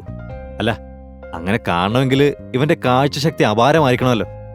ഇന്ദ്രിയത്ത് അത് പറഞ്ഞപ്പോഴാണ് എല്ലാവരും ആ ഒരു കാര്യം ഓർത്തത്. കണ്ണൻ എങ്ങനെയാണ് നഗ്ന നേത്രങ്ങൾ കൊണ്ട് ആ വാക്കുകൾ വായിച്ചതെന്ന് അവർ ചിന്തിച്ചു. ഇന്ദ്രിയത്ത് കൂടെയുള്ള ആളിനോട് എന്തോ ഒരു പെട്ടി അകത്തേക്ക് കൊണ്ടുവരാൻ പറഞ്ഞു. ഇന്ദ്രിയത്ത് ആ പെട്ടി തുറന്നപ്പോൾ അതിനകത്ത് മനോഹരമായൊരു വെങ്കല പ്രതിമ ഉണ്ടായിരുന്നു. അയാൾ അത് വളരെ സൂക്ഷിച്ചെടുത്ത് മേശയിലേക്ക് വെച്ചു. നോക്ക് കണ്ണ, എനിക്ക് നിന്റെ ഈ പറയുന്ന കഴിവൊന്ന് കാണണം. ഈ പ്രതിമ കണ്ടോ? നീ ഇത് പരിശോധിച്ച് ഈ പ്രതിമ എവിടെ നിന്ന് കൊണ്ടുവന്നു, ഇതിന് എത്ര പ്രായമുണ്ട് തുടങ്ങി ഈ പ്രതിമയുടെ എല്ലാ കാര്യവും പറയണം. നിനക്ക് എത്രത്തോളം കഴിവുണ്ടെന്ന് ഞാനൊന്ന് നോക്കട്ടെ.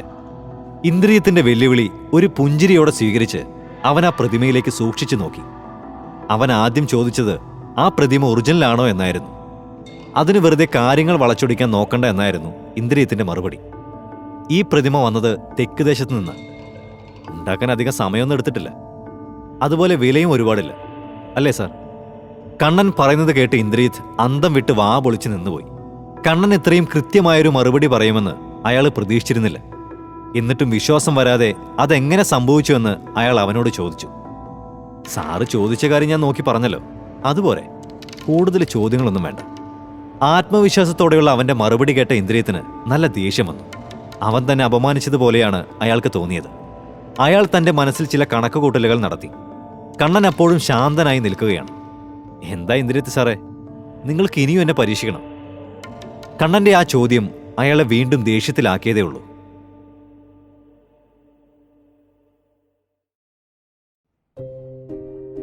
കണ്ണൻ പറഞ്ഞത് കേട്ടപ്പോഴേക്കും ഇന്ദ്രിയത്തിന് താനങ്ങ് ഇല്ലാതായി പോയ പോലെ തോന്നി. കണ്ണനെ ഒന്ന് നോക്കാൻ പോലും അയാൾക്ക് ചമ്മലായി. അപ്പൊ പിന്നെ അവിടെ നിന്ന് പതുക്കെ സ്കൂട്ടായേക്കാമെന്ന് അയാൾ കരുതി. കണ്ണൻ അയാളെ പിറകിൽ നിന്ന് വിളിച്ചു. അതെ ഇന്ദ്രിത് സാറേ, ആ പ്രതിമ എനിക്ക് തരാവോ? സംഭവം കൊള്ളാം, എനിക്കത് വാങ്ങിച്ചാൽ കൊള്ളാമെന്നുണ്ട്. ഇന്ദ്രജിത്ത് ആകെ ചമ്മി നാറി നിന്നുപോയി. ആ ചമ്മൽ മറയ്ക്കാനെന്നതുപോലെ 5 ലക്ഷം തന്നിട്ട് ആ പ്രതിമ വാങ്ങിച്ചോളാൻ അയാൾ അവനോട് പറഞ്ഞു. ഞാനൊരു 2 ലക്ഷം തന്നേക്കാം. എന്നിട്ട് ഇപ്പം നടന്നതൊക്കെ മറന്നിട്ട് നമുക്ക് നല്ല ഫ്രണ്ട്സ് ആയിക്കൂടെ? ഇന്ദ്രജിത്തിന് കണ്ണൻ പറയുന്നത് കേട്ട് ആശ്ചര്യം തോന്നിപ്പോയി. കാരണം ഇത്രയും അറിവുള്ള കണ്ണന് ആ പ്രതിമയുടെ വിലയും അറിയാതിരിക്കില്ലല്ലോ. ഈ പ്രതിമയ്ക്ക് എന്ത് വിലയുണ്ടെന്ന് തനിക്ക് നന്നായിട്ട് അറിയില്ല കണ്ണ. എന്നിട്ടെന്തിനാ ഇപ്പൊ നീ 2 ലക്ഷം ഓഫർ ചെയ്ത് ഇങ്ങനെ വാങ്ങിക്കുന്നത്? കണ്ണനൊന്ന് ചിരിച്ച് ശാന്തനായി മറുപടി നൽകി. അത് തന്നെ ആലോചിച്ചുകൊണ്ട് നിൽക്കാതെ അതെനിക്ക് തരുവോ ഇല്ലെന്ന് പറ. ഇന്ദ്രിയത്ത് തലയാട്ടി. അവന്റെ മനസ്സിൽ കണ്ണൻ ഒരു ദുരൂഹതയായി തുടർന്നു. കണ്ണൻ ഋതികയ്ക്ക് നേരെ തിരിഞ്ഞു. ഋതിക മാം, എനിക്കൊരു 2 ലക്ഷം രൂപ തന്ന് ഹെൽപ്പ് ചെയ്യോ തൽക്കാലം? ഞാൻ പെട്ടെന്ന് തന്നെ തിരിച്ചു തന്നോളാം. ആ ചോദ്യം ഋതികയ്ക്ക് വീണ് കിട്ടിയൊരു ചാൻസ് ആയിരുന്നു. കണ്ണനെ ആ കമ്പനിയിൽ പിടിച്ചു നിർത്താൻ ഇതിലും നല്ലൊരു അവസരം ഇനി വരാനില്ല എന്ന് അവൾക്ക് തോന്നി. ഏയ്, എന്താ കണ്ണ ഇത്? നമ്മൾ തമ്മില് അങ്ങനെ കണക്കൊക്കെ പറയണോ? ഇതെന്റെ ഒരു സമ്മാനമായിട്ട് കരുതിയാ മതി. അത് നീ തിരിച്ചു തരുമെന്നും വേണ്ട. എന്റെ പൊന്നു മേഡം, നിങ്ങൾ ഇങ്ങനെയൊന്നും പറയല്ലേ. ഒന്നുമില്ലേലും ഒരു CEO അല്ലേ മേഡം. പക്ഷേ ഇങ്ങനെ പെൺകുട്ടികളുടെ കയ്യിൽ നിന്ന് സമ്മാനമൊക്കെ വാങ്ങിക്കുന്നത് എനിക്കിത്തിരി ബുദ്ധിമുട്ടുള്ള കാര്യമാണ്. ഋതികയ്ക്ക് പക്ഷേ അതവന്റെ അഹങ്കാരമായിട്ടാണ് തോന്നിയത്. തന്റെ കഴിവുകളിൽ അവൻ അമിതമായി ഭ്രമിച്ചു പോയെന്ന് അവൾ കരുതി. ഈ സമയം കടയുടെ പുറത്ത് ഒരു കറുത്ത റേഞ്ച് റോവർ കാർ നിർത്തിയിട്ടിരുന്നു. അതിൽ രാംദാസ് മേനോനും പ്രിയദർശനും ദേവനും എല്ലാം കേട്ടുകൊണ്ടിരിപ്പുണ്ടായിരുന്നു. സത്യത്തിൽ ഇന്ദ്രജിത്തിനെ അങ്ങോട്ട് അയച്ചത് തന്നെ മേനോനായിരുന്നു. മേനോന് കണ്ണന്റെ സംസാരം ഒട്ടും പിടിക്കുന്നുണ്ടായിരുന്നില്ല. അയാൾ ദേഷ്യത്തോടെ പ്രിയനെ നോക്കി. അവനെ ഒരു പാഠം പഠിപ്പിക്കണമെന്ന് അയാൾ തീരുമാനിച്ചു. മേനോൻ സാറ് വിഷമിക്കണ്ട, എന്റെ കയ്യിലൊരു ഐഡിയ ഉണ്ട്. അവൻ നമ്മുടെ മുന്നിൽ മുട്ടുകുത്തുന്നത് പോലൊരു 8ന്റെ പണി തന്നെ നമുക്ക് കൊടുക്കാം. അപ്പോഴേക്കും ഋതിക ഇന്ദ്രജിത്തിന് കൊടുക്കാനുള്ള 2 ലക്ഷം രൂപയുടെ ചെക്ക് കൊടുത്തിരുന്നു. സമീർ എന്തായാലും ഞങ്ങളുടെ ഓഫീസിലേക്ക് വരണം. ബാക്കി കാര്യങ്ങളൊക്കെ നമുക്ക് അപ്പൊ സംസാരിക്കാം. എന്തേ, അതുപോരെ? സമീറും ഋതികയും അവിടുന്ന് പുറത്തേക്ക് നടന്നു. കണ്ണൻ തനിച്ചായപ്പോഴാണ് ദീപിക അവനോട് സംസാരിക്കാൻ ചെന്നത്. അതെ, എനിക്കൊരു കാര്യം ചോദിക്കാനുണ്ട്. ചോദിക്ക്. ഇയാൾ എന്തിനാ പ്രതിമ വാങ്ങിച്ചേ? അതിന് എന്തേലും പ്രത്യേകിച്ച് റീസൺ ഉണ്ടോ? അല്ല, അയാള് തന്നെ പറഞ്ഞു അതിന് നിങ്ങൾ പറഞ്ഞത്ര വിലയില്ലെന്ന്. എനിക്ക് ആ പ്രതിമ ഒട്ടും ഇഷ്ടപ്പെട്ടില്ല. എനിക്ക് മനസ്സിലായില്ല. ഇനി ആ പ്രതിമ ആരും കാണണ്ട. നമുക്കതിനെ നശിപ്പിച്ചു കളയാം. എനിക്കൊന്നും മനസ്സിലാവുന്നില്ല. അതൊക്കെ പോട്ടെ, കണ്ണൻ ശരിക്കും വർമ്മ ഗ്രൂപ്പിൽ നിന്ന് പോവാൻ പോവാണോ? ഇവിടെ മാത്രം നിന്നിട്ട് എന്ത് കാണിക്കാനാ? അയ്യോ, അങ്ങനെ പറയല്ലേ. ഋതിക മാം എന്തെങ്കിലും തെറ്റ് ചെയ്തെങ്കിൽ ഞാൻ ഇയാളോട് അതിന് മാപ്പ് ചോദിക്കുന്നു. അതുമല്ല, എനിക്ക് കണ്ണന്റെ അടുത്ത് നിന്ന് ഒരുപാട് കാര്യങ്ങൾ പഠിക്കാനുണ്ട്. ഇപ്പോ എന്നെ മാലാഖ എന്നൊക്കെ വിളിച്ചതല്ലേ, അപ്പൊ പിന്നെ ഈ മാലാഖ തന്റെ കൂടെ കുറച്ചു കാലം ജോലി ചെയ്യട്ടെന്നേ. അതേലോ, താനൊരു മാലാഖ തന്നെ. അതുമല്ല, ഇത്രയും വലിയൊരു കമ്പനിയുടെ സിഇഒയുടെ പേഴ്സണൽ അസിസ്റ്റന്റ് കൂടെയാണ്. പക്ഷെ ഞാനിവിടെ എന്ത് ചെയ്യാനാ? പിന്നെ ഈ മാലാഖ കൊച്ചിനെ കാണാൻ ഞാൻ ഈ കമ്പനിയിൽ തന്നെ നിൽക്കണമെന്നൊന്നുമില്ലല്ലോ. പുറത്തൊന്നും കാണാലോ എനിക്ക്. കണ്ണൻ നൈസായിട്ട് ലൈൻ വലിക്കുന്നുണ്ടോന്നൊരു സംശയം ദീപികയ്ക്ക് തോന്നാതിരുന്നില്ല.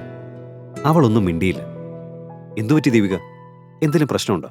ഏയ് ഇല്ല, എനിക്ക് കുറച്ച് ഇമ്പോർട്ടന്റ് വർക്ക്സ് തീർക്കാനുണ്ട്. ഞാൻ ഇപ്പോഴാ അത് ഓർത്തത്. ഞാൻ പൊയ്ക്കോട്ടെ, ബൈ. ദീപിക യാത്ര പറഞ്ഞു പോകുമ്പോ കണ്ണൻ അതും നോക്കി ചിരിച്ചുകൊണ്ട് നിന്നു. വൈകുന്നേരമായപ്പോൾ ഇന്ദ്രിയത്ത് കൊടുത്ത പ്രതിമയുമായി കണ്ണൻ വീട്ടിലേക്കെത്തി. നേരെ ചെന്നൊരു ചുറ്റിക വെച്ച് അവൻ ആ പ്രതിമ അടിച്ചു തകർത്തു. ആ ഇന്ദ്രിയത്ത് ഈ സാധനം എന്റെ അടുത്ത് തന്നെ കൊണ്ടുവന്നത് നന്നായി. ഇനി ഈ രഹസ്യം എന്റെ കയ്യിലെങ്ങനെ നിൽക്കട്ടെ. ആലോചിച്ചുകൊണ്ട് കണ്ണൻ ആ പ്രതിമയുടെ കഷ്ണങ്ങൾ ഒരു ട്വീസർ വെച്ച് പരിശോധിക്കാൻ തുടങ്ങി. മിനി മൈക്രോ ലെവലിൽ ആ കഷ്ണങ്ങളിൽ എന്തൊക്കെയോ എഴുതി വെച്ചിട്ടുണ്ട്. എല്ലാ ഭാഗങ്ങളും നോക്കിക്കഴിഞ്ഞപ്പോഴേക്കും കണ്ണൻ അതിശയം തോന്നി. ഏതോ ഒരു കരകൗശല വിദഗ്ധൻ അതിഗംഭീരമായ രീതിയിലാണ് ആ ജോലി ചെയ്തിരിക്കുന്നത്. ഒരു പുസ്തകം മുഴുവൻ അതിനകത്ത് കൊത്തിവെച്ചിട്ടുണ്ട്.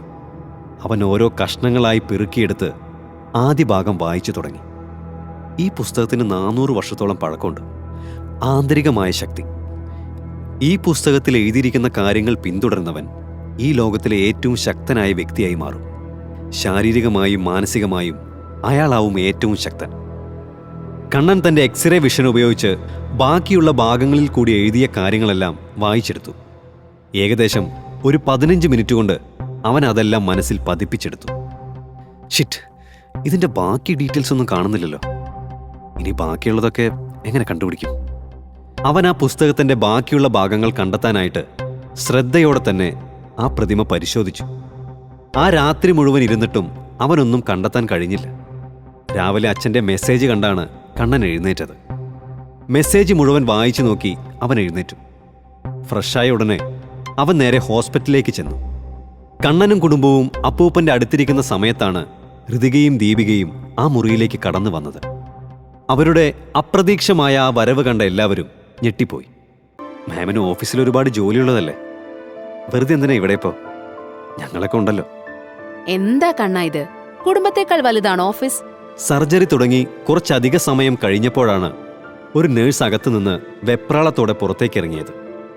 അത് കണ്ടതോടെ എല്ലാവരും ഒന്ന് പകച്ചുപോയി. എന്തുപറ്റി? അപ്പൂപ്പൻ എങ്ങനെയുണ്ട്? എന്താ പ്രശ്നമെന്നറിയില്ല.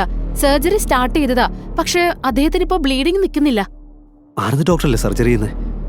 ഇവിടുത്തെ ബെസ്റ്റ് സർജൻ അല്ലേ അദ്ദേഹം? പിന്നെ ഇങ്ങനെ സംഭവിച്ചേ? നേഴ്സ് പതർച്ചയോടെ ആനന്ദ് ഡോക്ടർ ഇന്ന് വന്നിട്ടില്ല എന്ന വിവരം കണ്ണനെ അറിയിച്ചു.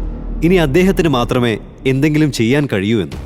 ഇത് കേട്ടതും ഋതിക ദേഷ്യത്തോടെ മുന്നോട്ടേക്ക് വന്നു. ആനന്ദ് ഡോക്ടർ വന്നില്ലേ? ഈ സർജറി ചെയ്യാൻ അദ്ദേഹത്തോട് ഞാൻ പ്രത്യേകം പറഞ്ഞതാണല്ലോ. ഹോസ്പിറ്റൽ ഡയറക്ടറോട് ഞാൻ സംസാരിച്ചതാ. എന്നിട്ടിപ്പോ നിങ്ങൾ എന്തൊക്കെയാ പറയുന്നേ? നേഴ്സ് വിറച്ചുകൊണ്ട് തനിക്ക് അതിനെപ്പറ്റി ഒന്നും അറിയില്ല എന്ന് ഋതികയെ അറിയിച്ചു. ശരി, ഈ വിഷയത്തിൽ ആരോടാണ് സംസാരിക്കേണ്ടതെന്ന് എനിക്ക് നന്നായിട്ട് അറിയാം. ഋതിക അതും പറഞ്ഞ് തന്റെ മൊബൈൽ എടുത്ത് ഏതോ ഒരു നമ്പറിലേക്ക് ഡയൽ ചെയ്യാൻ തുടങ്ങി. ഇപ്പുറത്ത് കണ്ണൻ ആകെ പരിഭ്രാന്തനായി. കാരണം അവന്റെ അപ്പൂപ്പന്റെ കാര്യത്തിൽ എന്തെങ്കിലും ചെയ്യാൻ പറ്റുമെങ്കിൽ അത് ഡോക്ടർ ആനന്ദിന് മാത്രമേ കഴിയുള്ളൂ. ഇപ്പോൾ ഇങ്ങനെയൊരു കാര്യം സംഭവിക്കണമെങ്കിൽ അതിന് എന്തെങ്കിലും കാരണവും ഉണ്ടായിരിക്കും. നിങ്ങൾ എന്തായി ചെയ്തേ? ഇതിനൊന്നും അത്ര സാധാരണ കാര്യമായിട്ട് തള്ളിക്കളയാൻ എനിക്ക് പറ്റുന്നില്ല. എന്തോ എൻ്റെ ഫാമിലിയെ ടാർഗറ്റ് ചെയ്ത് ആരോ കളിക്കുന്നത് പോലെയാ എനിക്ക് തോന്നുന്നത്. ഒരു കാര്യം ഞാൻ പറഞ്ഞേക്കാം, എൻ്റെ അപ്പൂപ്പൻ എന്തെങ്കിലും പറ്റിയാ ഈ ഹോസ്പിറ്റലിൽ ഞാൻ കത്തിക്കും, നോക്കിക്കോ. ആ സമയത്താണ് ഓപ്പറേഷൻ തിയേറ്ററിൻ്റെ വാതിൽ തുറന്ന് ഡോക്ടർ വേഷം ധരിച്ച ഒരാൾ പുറത്തേക്ക് വന്നത്. അയാൾക്ക് പിറകിലായി ഒരു മധ്യവയസ്കനും ഉണ്ടായിരുന്നു. മുന്നിൽ നിൽക്കുന്നത് പ്രിയദർശനാണെന്നും അയാൾക്ക് പിറകിൽ നിൽക്കുന്ന ആളിൻ്റെ ബാഡ്ജിൽ നിന്നും അത് ഡോക്ടർ ആനന്ദാണെന്നും കണ്ണൻ തിരിച്ചറിഞ്ഞു. പ്രിയദർശനെ കണ്ടതും കണ്ണൻ്റെ ഉള്ളിലെ ദേഷ്യം പുറത്തേക്ക് ചാടി.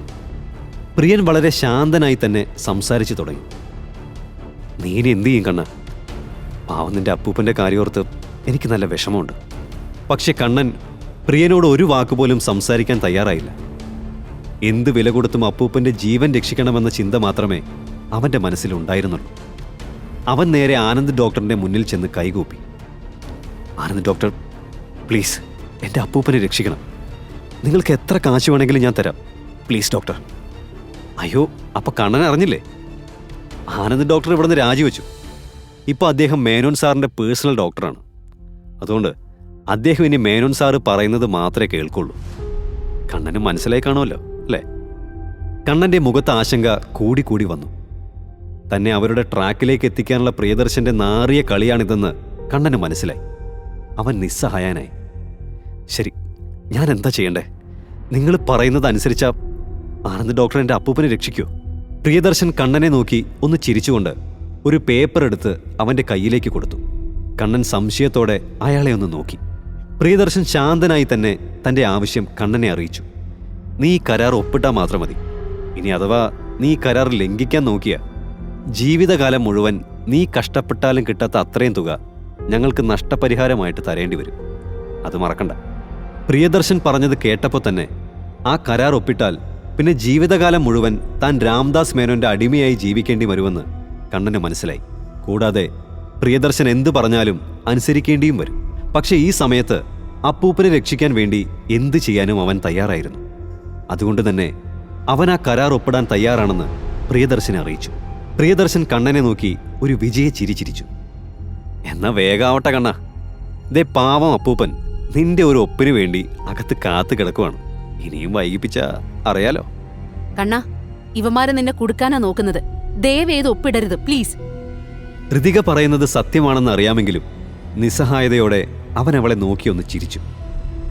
അപ്പൂപ്പനെ എനിക്ക് രക്ഷിക്കണമേ, അതിന് എൻ്റെ മുന്നിൽ വേറെ വഴിയില്ല. നിസ്സഹായനായി പറയുന്ന കണ്ണനെ നോക്കി ഋതിക എന്ത് ചെയ്യണമെന്നറിയാതെ നിന്നു. കണ്ണൻ ആ കരാറും കയ്യിൽ വെച്ച് എന്ത് ചെയ്യണമെന്നറിയാതെ നിന്നു. പക്ഷെ അതിൽ ഒപ്പിടുന്നതിന് മുന്നേ തന്നെ അവൻ ഓപ്പറേഷൻ തിയേറ്ററിൻ്റെ അകത്തേക്ക് നോക്കി. അവിടെ ഓപ്പറേഷൻ ടേബിളിൻ്റെ മേലെ കിടക്കുന്ന അപ്പൂപ്പനെ അവൻ ഒരു നോട്ടം കണ്ടു. അദ്ദേഹത്തിൻ്റെ നെഞ്ചിന് മേലെയുള്ള മുറിവിൽ നിന്ന് രക്തമൊഴുകുന്നുണ്ടായിരുന്നു. അങ്ങനെ ഒരു സിറ്റുവേഷൻ ഉണ്ടായിട്ട് പോലും അവിടെയുള്ള ഡോക്ടർമാർ ഒന്നും ചെയ്യുന്നില്ല എന്ന് കണ്ണൻ ശ്രദ്ധിച്ചു. ആ സമയത്താണ് ഹോസ്പിറ്റലിൻ്റെ ഡയറക്ടറായ ജോർജ് സെബാസ്റ്റ്യൻ അങ്ങോട്ടേക്ക് വന്നത്. അദ്ദേഹം നേരെ ഋതികയുടെ അടുത്തേക്കാണ് ചെന്നത്. ഹലോ ഋതിക, സോറി കേട്ടോ, ഞാൻ ഋതികയെ കാണാൻ വരാൻ നിൽക്കുമായിരുന്നു. പക്ഷെ കുറച്ച് തിരക്കിലായിപ്പോയി. ജോർജ്, ഇപ്പൊ സംസാരിക്കാൻ പറ്റിയ സിറ്റുവേഷൻ അല്ല, അതിനുള്ള സമയമില്ല. പെട്ടെന്ന് തന്നെ അദ്ദേഹത്തിന്റെ ജീവൻ രക്ഷിക്കാൻ എന്തെങ്കിലും ചെയ്യണം. ജോർജ് സെബാസ്റ്റ്യൻ ഓപ്പറേഷൻ തിയേറ്ററിന്റെ അകത്തേക്ക് നടക്കുന്നത് കണ്ട കണ്ണൻ തന്റെ കയ്യിലിരുന്ന കരാർ വലിച്ചെറിഞ്ഞ് അദ്ദേഹത്തിന്റെ പിറകെ ഓടി. എന്നാൽ ജോർജിന്റെ കൂടെയുണ്ടായിരുന്ന ആളുകൾ അവനെ തടഞ്ഞു വെച്ചു. ജോർജ് അപ്പോൾ തന്നെ കണ്ണനോട് അവൻ അകത്തേക്ക് വരാൻ കഴിയില്ല എന്ന് പറഞ്ഞു. പക്ഷെ ഋതിക അവരോട് അവനെ അകത്തേക്ക് കടത്തിവിടാൻ ദേഷ്യത്തോടെ തന്നെ ആവശ്യപ്പെടുകയും ചെയ്തു. പക്ഷെ എല്ലാം കണ്ടു നിൽക്കുകയായിരുന്ന പ്രിയദർശൻ അലറി, കണ്ണാ, നീ ഓർത്തോ, നിന്റെ അപ്പൂപ്പനെ രക്ഷിക്കാൻ ഡോക്ടർ ആനന്ദിന് മാത്രമേ കഴിയുള്ളൂ. ഇനിയും വൈകിപ്പിച്ചാ നിന്റെ അപ്പൂപ്പന്റെ കാര്യത്തിലൊരു തീരുമാനമാവും. അദ്ദേഹം എങ്ങാനും മരിച്ചാ അതിൻ്റെ മുഴുവൻ ഉത്തരവാദിത്വവും നിനക്ക് മാത്രമായിരിക്കും. പക്ഷേ കണ്ണൻ അതൊന്നും കേൾക്കാൻ നിന്നില്ല. ഋതിക പ്രിയദർശനെ തുറിച്ചു നോക്കുന്നുണ്ടായിരുന്നു. കണ്ണൻ നേരെ ഓപ്പറേഷൻ തിയേറ്ററിലേക്ക് കയറി അപ്പൂപ്പൻ്റെ അടുത്തേക്ക് ചെന്ന് തൻ്റെ സൂപ്പർ പവർ ഉപയോഗിച്ച് അദ്ദേഹത്തെ സ്കാൻ ചെയ്യാൻ തുടങ്ങി. അപ്പൂപ്പൻ്റെ ബ്ലീഡിംഗ് നിർത്താൻ ശ്രമിച്ചിട്ടും അതിന് കഴിയാതെ വന്നപ്പോൾ ഒരു ഡോക്ടർ മുന്നോട്ട് വന്നു. ഞങ്ങൾ കുറേ ശ്രമിച്ചു നോക്കി, പക്ഷെ ബ്ലീഡിംഗ് നിൽക്കുന്നില്ല. ഇതിങ്ങനെ തുടർന്നു പോയാൽ പേഷ്യൻറ്റിനെ രക്ഷിക്കാൻ നമുക്ക് കഴിയില്ല. ഐ ആം സോറി കണ്ണൻ, നമുക്ക് ആനന്ദ് ഡോക്ടറിൻ്റെ സഹായം വേണ്ടിവരും. പക്ഷെ കണ്ണൻ അപ്പോഴും അപ്പൂപ്പനെ തന്നെ സ്കാൻ ചെയ്യുകയാണ്. എന്നിട്ട് ഗൗരവത്തോടെ ഡോക്ടർമാരെ നോക്കി. അതിൻ്റെ ഒന്നും ആവശ്യമില്ല, ബ്ലീഡിംഗ് നമുക്ക് നിർത്താം. ഞാൻ പറയുന്നത് പോലെ ചെയ്താൽ മതി. അതെങ്ങനെ ശരിയാവാനാ? നിങ്ങളതിന് ഡോക്ടറൊന്നും അല്ലല്ലോ. എങ്ങനെ ഒരു റിസ്ക് എടുക്കുന്നത്? ഇപ്പം നമുക്ക് കൂടുതൽ സംസാരിക്കാനുള്ള സമയമില്ല. എന്തെങ്കിലും മിസ്റ്റേക്ക് സംഭവിച്ചാൽ അത് എൻ്റെ മാത്രം ഉത്തരവാദിത്തമാണ്. ഞാൻ പറയുന്നത് പോലെ ചെയ്താൽ മതി. കണ്ണൻ പറയുന്നത് കേട്ട് ഡോക്ടർമാരെല്ലാം അമ്പരന്ന് പോയി. പക്ഷെ എല്ലാ ഉത്തരവാദിത്തവും ഏറ്റെടുക്കാൻ കണ്ണൻ തയ്യാറാണെങ്കിൽ പിന്നെ റിസ്ക് എടുക്കാമെന്ന് തന്നെ അവർ തീരുമാനിച്ചു. സാർ, ഈ പിൻ വാങ്ങിക്കേ, എന്നിട്ട് അത് അകത്തേക്ക് ഇടണം. മുറിവ് എവിടെയാണെന്ന് ഞാൻ പറഞ്ഞുതരാം, നിങ്ങളത് ബ്ലോക്ക് ചെയ്താൽ മതി. കണ്ണൻ പറഞ്ഞതുപോലെ തന്നെ ഡോക്ടർ ആ പിൻ അവൻ പറഞ്ഞതുപോലെ തന്നെ ചെയ്തു. എന്നിട്ടൊരു പോയിന്റിൽ അമർത്തി. അതാണ് പോയിന്റ്. ആ പോയിന്റിലാണ് മുറിവ്. ആ മുറിവ് പെട്ടെന്ന് തന്നെ സ്റ്റിച്ച് ചെയ്യും, പെട്ടെന്നാവട്ടെ. അവിടെ ഉണ്ടായിരുന്ന ഡോക്ടർമാർ കണ്ണൻ പറയുന്നത് കേട്ട് ഞെട്ടിപ്പോയി. കണ്ണൻ എങ്ങനെയാണ് ഒരു തയ്യാറെടുപ്പുമില്ലാതെ ആ മുറിവ് കണ്ടെത്തിയതെന്ന് അവർ അത്ഭുതപ്പെട്ടു. ഡോക്ടർ പെട്ടെന്ന് തന്നെ ആ മുറിവ് സ്റ്റിച്ച് ചെയ്യാൻ തുടങ്ങി. ഓപ്പറേഷൻ തിയേറ്ററിന്റെ പുറത്ത് അപ്പൂപ്പന്റെ വിവരമറിയാതെ ടെൻഷൻ അടിച്ച് നിൽക്കുകയാണ് കണ്ണന്റെ വീട്ടുകാർ. പ്രിയദർശൻ നേരെ കണ്ണന്റെ അച്ഛൻ നന്ദന്റെ അരികിലേക്ക് ചെന്നു. നോക്ക് നന്ദൻ സാറേ, ആനന്ദ് ഡോക്ടർക്കല്ലാതെ വേറെ ആർക്കും നിങ്ങളുടെ അച്ഛനെ രക്ഷിക്കാൻ കഴിയില്ല. നിങ്ങളെങ്കിലും കുറച്ച് ബുദ്ധി കാണിക്കുക. കണ്ണനോട് ആ കോൺട്രാക്ട് സൈൻ ചെയ്യാൻ പറ. ആനന്ദ് ഡോക്ടറും പ്രിയദർശനെ സപ്പോർട്ട് ചെയ്ത് സംസാരിച്ചു. ഞാനിവിടുന്ന് പോയാൽ നിങ്ങൾക്ക് വേറെ വഴിയില്ല നന്ദൻ, ഞാൻ പറഞ്ഞില്ലെന്ന് വേണ്ട. ഇവർ എന്തിനാണ് തന്നോട് ഇതൊക്കെ പറയുന്നതെന്ന് നന്ദന് നന്നായി അറിയാമായിരുന്നു. അതുകൊണ്ട് തന്നെ അയാൾ ആകെ കൺഫ്യൂഷനിലായി. തൻ്റെ അച്ഛൻ്റെ ജീവൻ രക്ഷിക്കാൻ ഇവർ പറയുന്നത് അനുസരിക്കേണ്ടി വരുമെന്ന് അറിയാമെങ്കിലും അതിൻ്റെ പേരിൽ ആ കരാർ ഒപ്പിട്ടാൽ കണ്ണൻ്റെ ജീവിതം തകരും. എന്താണ് ചെയ്യേണ്ടതെന്ന് നന്ദനൊരു പിടിയും കിട്ടിയില്ല. പെട്ടെന്ന് ഓപ്പറേഷൻ തിയേറ്ററിൻ്റെ വാതിൽ തുറന്ന് കണ്ണനും ഒരു ഡോക്ടറും പുറത്തേക്കിറങ്ങി. അവൻ സന്തോഷത്തോടെ തൻ്റെ അച്ഛൻ്റെ അടുത്തേക്ക് ചെന്ന് അയാളെ കെട്ടിപ്പിടിച്ചു. അച്ഛാ, അപ്പൻ ഓക്കെയാണ്, ബ്ലീഡിങ് നിന്നു, ഇനി ഒരു കുഴപ്പമില്ല. പ്രിയദർശനും ഡോക്ടർ ആനന്ദും ആ നിന്നിടത്ത് തന്നെ നിന്നുപോയി. അവർക്ക് കണ്ണൻ പറഞ്ഞത് വിശ്വസിക്കാൻ കഴിയുന്നുണ്ടായിരുന്നില്ല. ആനന്ദ് അവിടെ കിടന്ന് ആ ബ്ലീഡിംഗ് നിർത്താൻ തന്നെ കൊണ്ടല്ലാതെ മറ്റാർക്കും കഴിയില്ലെന്ന് വിളിച്ചു കൂവി. പ്രിയദർശൻ അപ്പോഴും തൻ്റെ കാതുകളെ വിശ്വസിക്കാൻ കഴിഞ്ഞിരുന്നില്ല. അപ്പോഴേക്കും നന്ദൻ ഡോക്ടറുടെ അടുത്തേക്ക് ചെന്ന് അദ്ദേഹത്തിൻ്റെ കയ്യിലൊന്ന് ചുംബിച്ചു. ഋതികയും ആകെ അത്ഭുതത്തിലായിരുന്നു. പുരാതന വസ്തുക്കളെ തിരിച്ചറിയാൻ കഴിയുന്നത് പോലെ തന്നെ ഒരു രോഗിയെ സുഖപ്പെടുത്താൻ അവൻ എങ്ങനെ കഴിഞ്ഞുവെന്ന് അവൾ ചിന്തിക്കുകയാണ്. അവൾ തൻ്റെ തല കുടഞ്ഞു. ആ സമയത്താണ് ഡോക്ടർ മുന്നോട്ട് വന്നത്. പേഷ്യൻറ്റിന് ഒരുപാട് ബ്ലഡ് ലോസ് ആയിട്ടുണ്ട്. അതുകൊണ്ട് തന്നെ അദ്ദേഹത്തിൻ്റെ ആരോഗ്യം റിക്കവർ ചെയ്തെടുക്കാൻ കുറച്ച് കാത്തിരിക്കേണ്ടി വരും. അപ്പോഴേക്കും ജോർജ് സെബാസ്റ്റ്യൻ ഇടപെട്ടു. അപ്പോൾ സർജറി മാറ്റിവെക്കേണ്ടി വരുമോ? ഓക്കെ കണ്ണ, മോൻ എന്നോട് ക്ഷമിക്കണം. എൻ്റെ ഹോസ്പിറ്റലിൽ വെച്ച് നടന്ന എല്ലാ കുഴപ്പങ്ങൾക്കും ഞാൻ മോനോട് മാപ്പ് ചോദിക്കുകയാണ്. സോറി. ഇത് നിങ്ങളുടെ തെറ്റല്ല സാർ. ഇതൊക്കെ ചില നാറികൾ നടത്തിയ നാണമില്ലാത്ത കളികളല്ലേ. അതിന് സാറ് വിഷമിക്കേണ്ട ആവശ്യമൊന്നുമില്ല. കണ്ണൻ നേരെ പ്രിയദർശൻ്റെ അടുത്തേക്ക് ചെന്നു. പ്രിയദർശൻ ആകെ ടെൻഷനിലായിരുന്നു. കാരണം രാംദാസ് മേനോനോട് കണ്ണനെയും കൊണ്ട് തിരികെ വരുമെന്ന് വാക്ക് പറഞ്ഞാണ് അയാൾ അവിടെ നിന്നും പോന്നത്. ഇനി അയാളുടെ മുന്നിലേക്ക് എങ്ങനെ ചെല്ലുമെന്ന് ഓർത്ത് പ്രിയദർശന് നാണക്കേട് തോന്നി. എന്തായാലും നിങ്ങളുടെ ശ്രമമൊക്കെ അടിപൊളിയായിരുന്നു, പക്ഷെ അതുകൊണ്ട് വലിയ ഉപകാരമൊന്നും ഇല്ലാതായിപ്പോയി. പ്രിയദർശൻ ദേഷ്യത്തോടെ കണ്ണന്റെ മുന്നിലേക്ക് വന്ന് ഭീഷണിപ്പെടുത്തുന്നത് പോലെ സംസാരിക്കാൻ തുടങ്ങി. നിനക്ക് വല്ലാത്ത ഭാഗ്യമുണ്ടടാ ചക്ക, അതുകൊണ്ടാണ് നീ ഇത്തവണ രക്ഷപ്പെട്ടത്. പക്ഷേ നീ ചെവിയിൽ നുള്ളിക്കോ, ഇത് ഇവിടം കൊണ്ട് അവസാനിക്കാനൊന്നും പോകുന്നില്ല. നിനക്കെന്നെ മനസ്സിലായിട്ടില്ല. കണ്ണനൊന്നും പറഞ്ഞില്ല. പക്ഷെ എല്ലാവരെയും ഞെട്ടിച്ചുകൊണ്ട് അവൻ്റെ കൈ പ്രിയദർശന്റെ മുഖത്ത് ശക്തിയായി പതിഞ്ഞു. പ്രിയദർശന്റെ കണ്ണുകളും മിഴിഞ്ഞു വന്നു. ദേഷ്യം കൊണ്ട് അയാളുടെ മുഖം ജ്വലിച്ചു. ഇത് കണ്ടുനിന്ന ദേവൻ ദേഷ്യത്തോടെ കണ്ണന്റെ നേരെ ചാടി. നീ എൻ്റെ സാറിനെ തല്ലിയല്ലടാ, നിനക്കിതിന് മാത്രം ചങ്കറുപ്പുണ്ടോ? നിന്നെ ഞാൻ വെറുതെ വിടില്ലടാ. നിന്റെ മരണം അതെൻ്റെ കൈ കൊണ്ടായിരിക്കും, നീ ഉറപ്പിച്ചോ. ദേവൻ കണ്ണന്റെ നേർക്ക് വിരൽ ചൂണ്ടി. അയാളുടെ മുഖഭാവം കണ്ട എല്ലാവരും ഞെട്ടി നിൽക്കുകയാണ്.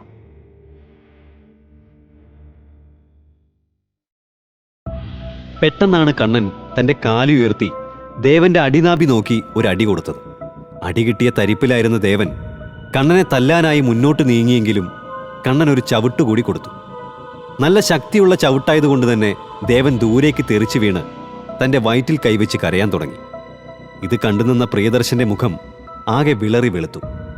അയാൾ ദേഷ്യത്തോടെ മുന്നോട്ട് നീങ്ങി. നിർത്തറ, നിന്നെ ഞാൻ ശരിയാക്കുന്നുണ്ട്. പ്രിയദർശൻ ദേഷ്യത്തോടെ കണ്ണനെ തല്ലാനായി അവൻ്റെ അടുത്തേക്ക് ചെന്നു. പക്ഷെ അവനെ ഒന്ന് തൊടുന്നതിന് മുമ്പ് തന്നെ കണ്ണൻ തൻ്റെ കൈ ചുരുട്ടി പ്രിയദർശന്റെ മൂക്കിനിട്ട് തന്നെ ഒരു കുത്തുകൊടുത്തു. ആ ഇടിയോടെ തന്നെ പ്രിയദർശന്റെ ബോധം പാതിപ്പോയി. നിലത്തേക്ക് വീഴാൻ പോയപ്പോൾ കണ്ണൻ അയാളുടെ കോളറിൽ പിടിച്ചു നിർത്തി ഒന്നുകൂടി കൊടുക്കാൻ വേണ്ടി തൻ്റെ കൈ ഓങ്ങി. പക്ഷെ അപ്പോഴേക്കും നന്ദൻ മുന്നോട്ട് ചെന്ന് കണ്ണനെ പിടിച്ചു നിർത്തി. കണ്ണാ മോനെ, വേണ്ട, ഇതൊരു ആശുപത്രിയാ, ഇവിടെ വെച്ചൊരു പ്രശ്നം ഉണ്ടാക്കരുത്. അച്ഛൻ്റെ വാക്കുകൾ ധിക്കരിക്കാൻ കഴിയാത്ത കണ്ണൻ പ്രിയദർശന്റെ മേലുള്ള പിടി അഴിച്ചുവിട്ടു. കണ്ണന് നല്ല ദേഷ്യമുണ്ടായിരുന്നു ആ സമയത്ത്. ഇത് നിനക്കുള്ള ചെറിയ മുന്നറിയിപ്പാ. ഇനി മേലാൽ എൻ്റെയോ എൻ്റെ കുടുംബത്തിൻ്റെയോ വഴിയിൽ വന്നു പോരുത്. മര്യാദയ്ക്ക് പൊക്കോണം ഇവിടുന്ന്. ദേവൻ പ്രിയദർശനെയും താങ്ങിപ്പിടിച്ച് അവിടെ നിന്ന് തിരിഞ്ഞു നടന്നു. ദേവൻ ആ സമയത്തും ദേഷ്യത്തോടെ കണ്ണനെ നോക്കുന്നുണ്ടായിരുന്നു. എന്നാൽ അവിടെ നിന്നവർക്ക് ആർക്കും കണ്ണൻ വഴക്കുണ്ടാക്കിയത് വിശ്വസിക്കാൻ കഴിഞ്ഞതേയില്ല. കാരണം അവരാരും അവനെ അങ്ങനെ ദേഷ്യപ്പെട്ട് കണ്ടിട്ടേ ഉണ്ടായിരുന്നില്ല. ഋതിക അപ്പോഴേക്കും മുന്നോട്ട് വന്നു. നീ എന്താ കണ്ണ ഈ കാണിച്ചത്? ആ പ്രിയദർശൻ ആരുടെ ആളാണെന്ന് നിനക്ക് നന്നായിട്ട് അറിയാലോ അല്ലേ?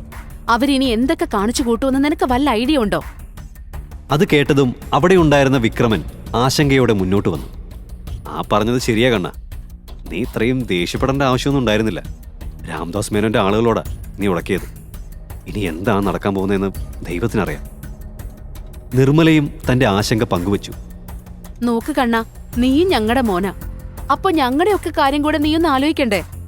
കണ്ണൻ പൊട്ടിച്ചിരിച്ചു. എന്നിട്ട് പറഞ്ഞു, മോനോ? ആരുടെ മോൻ? അല്ല, ഞാൻ എന്തിനെ പറ്റി ആലോചിക്കേണ്ടത്? ഇന്നേ വരെ നിങ്ങൾ എന്നെപ്പറ്റി ഓർത്തിട്ടുണ്ടോ? ഇതിപ്പോൾ ഞാൻ കാരണം നിങ്ങൾക്ക് എന്തെങ്കിലും പ്രശ്നം വരുമോ എന്ന് കരുതിയിട്ടല്ലേ ഇപ്പോൾ കാണുന്ന ഈ ടെൻഷൻ, അല്ലാതെ എന്നോടുള്ള സ്നേഹം കൊണ്ടൊന്നും അല്ലല്ലോ. മോനെ, ഞാൻ നിന്റെ കാര്യമാണ് പറയുന്നത്. നിന്റെ സേഫ്റ്റി ഞങ്ങൾ നോക്കില്ലേ? കണ്ണൻ ദേഷ്യത്തോടെ വിക്രമനെ നോക്കി. ആ രാംദാസ് മേനോൻ നിങ്ങളുടെ അടുത്തേക്ക് വന്ന അവരോട് പറഞ്ഞാൽ മതി, നിങ്ങളും ഞാനും ഒരു ബന്ധവുമില്ലെന്ന്. അപ്പം പിന്നെ അയാൾ നിങ്ങളെ ഒന്നും ചെയ്യില്ല. കണ്ണൻ്റെ വാക്കുകൾ കേട്ട് വിക്രമനും കുടുംബവും അമ്പരന്ന് പോയി. കണ്ണൻ തങ്ങളോടും ഇങ്ങനെ ദേഷ്യത്തോടെ പെരുമാറുമെന്ന് അവരാരും കരുതിയതല്ല.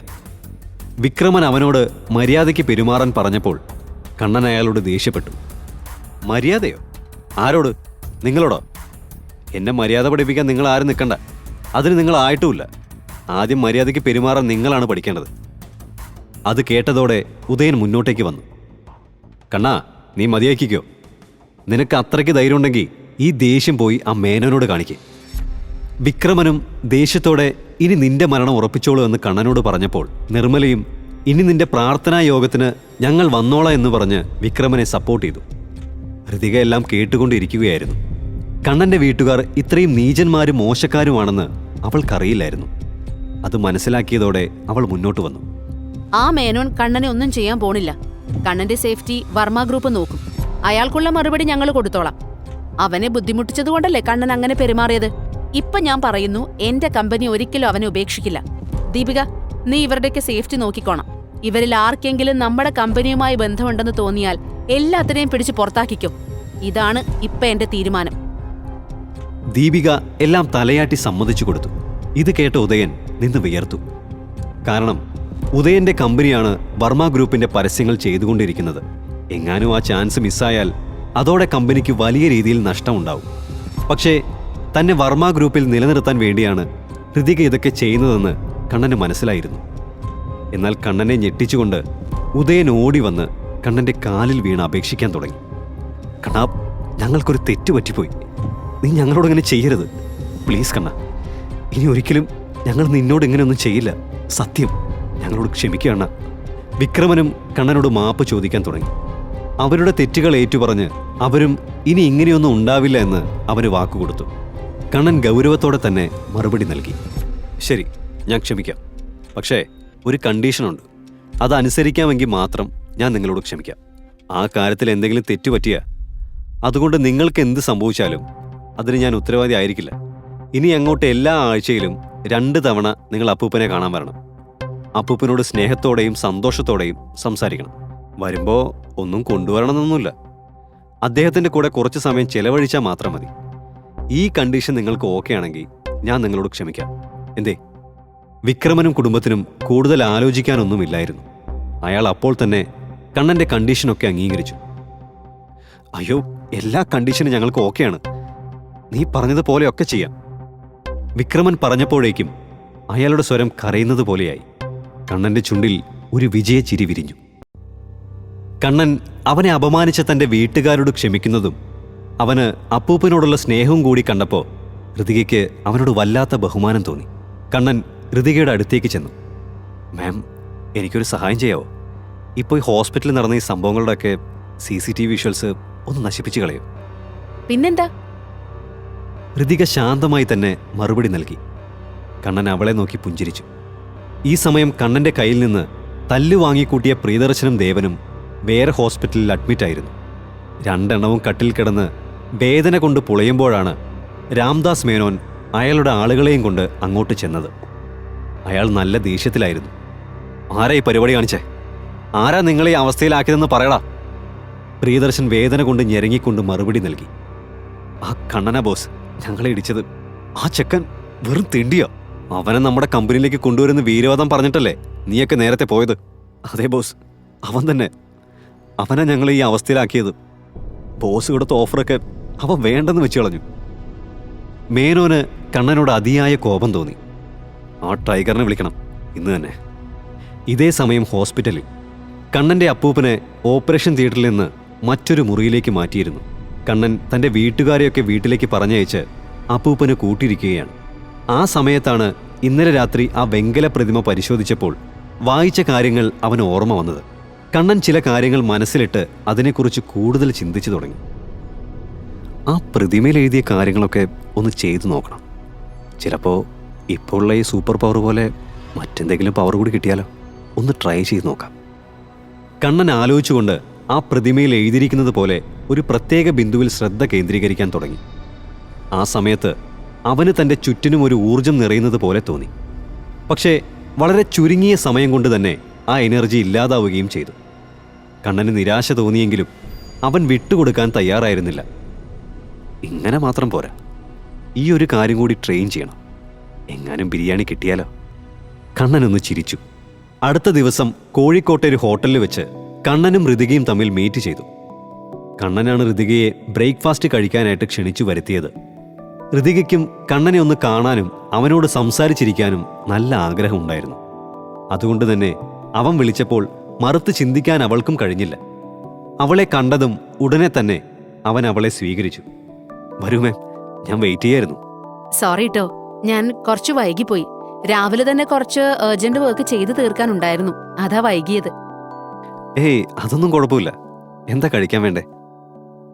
ഋതിക മറുപടി പറയാതെ ബാഗിൽ നിന്നൊരു പേപ്പർ എടുത്ത് മേശയുടെ മേലെ വെച്ചു.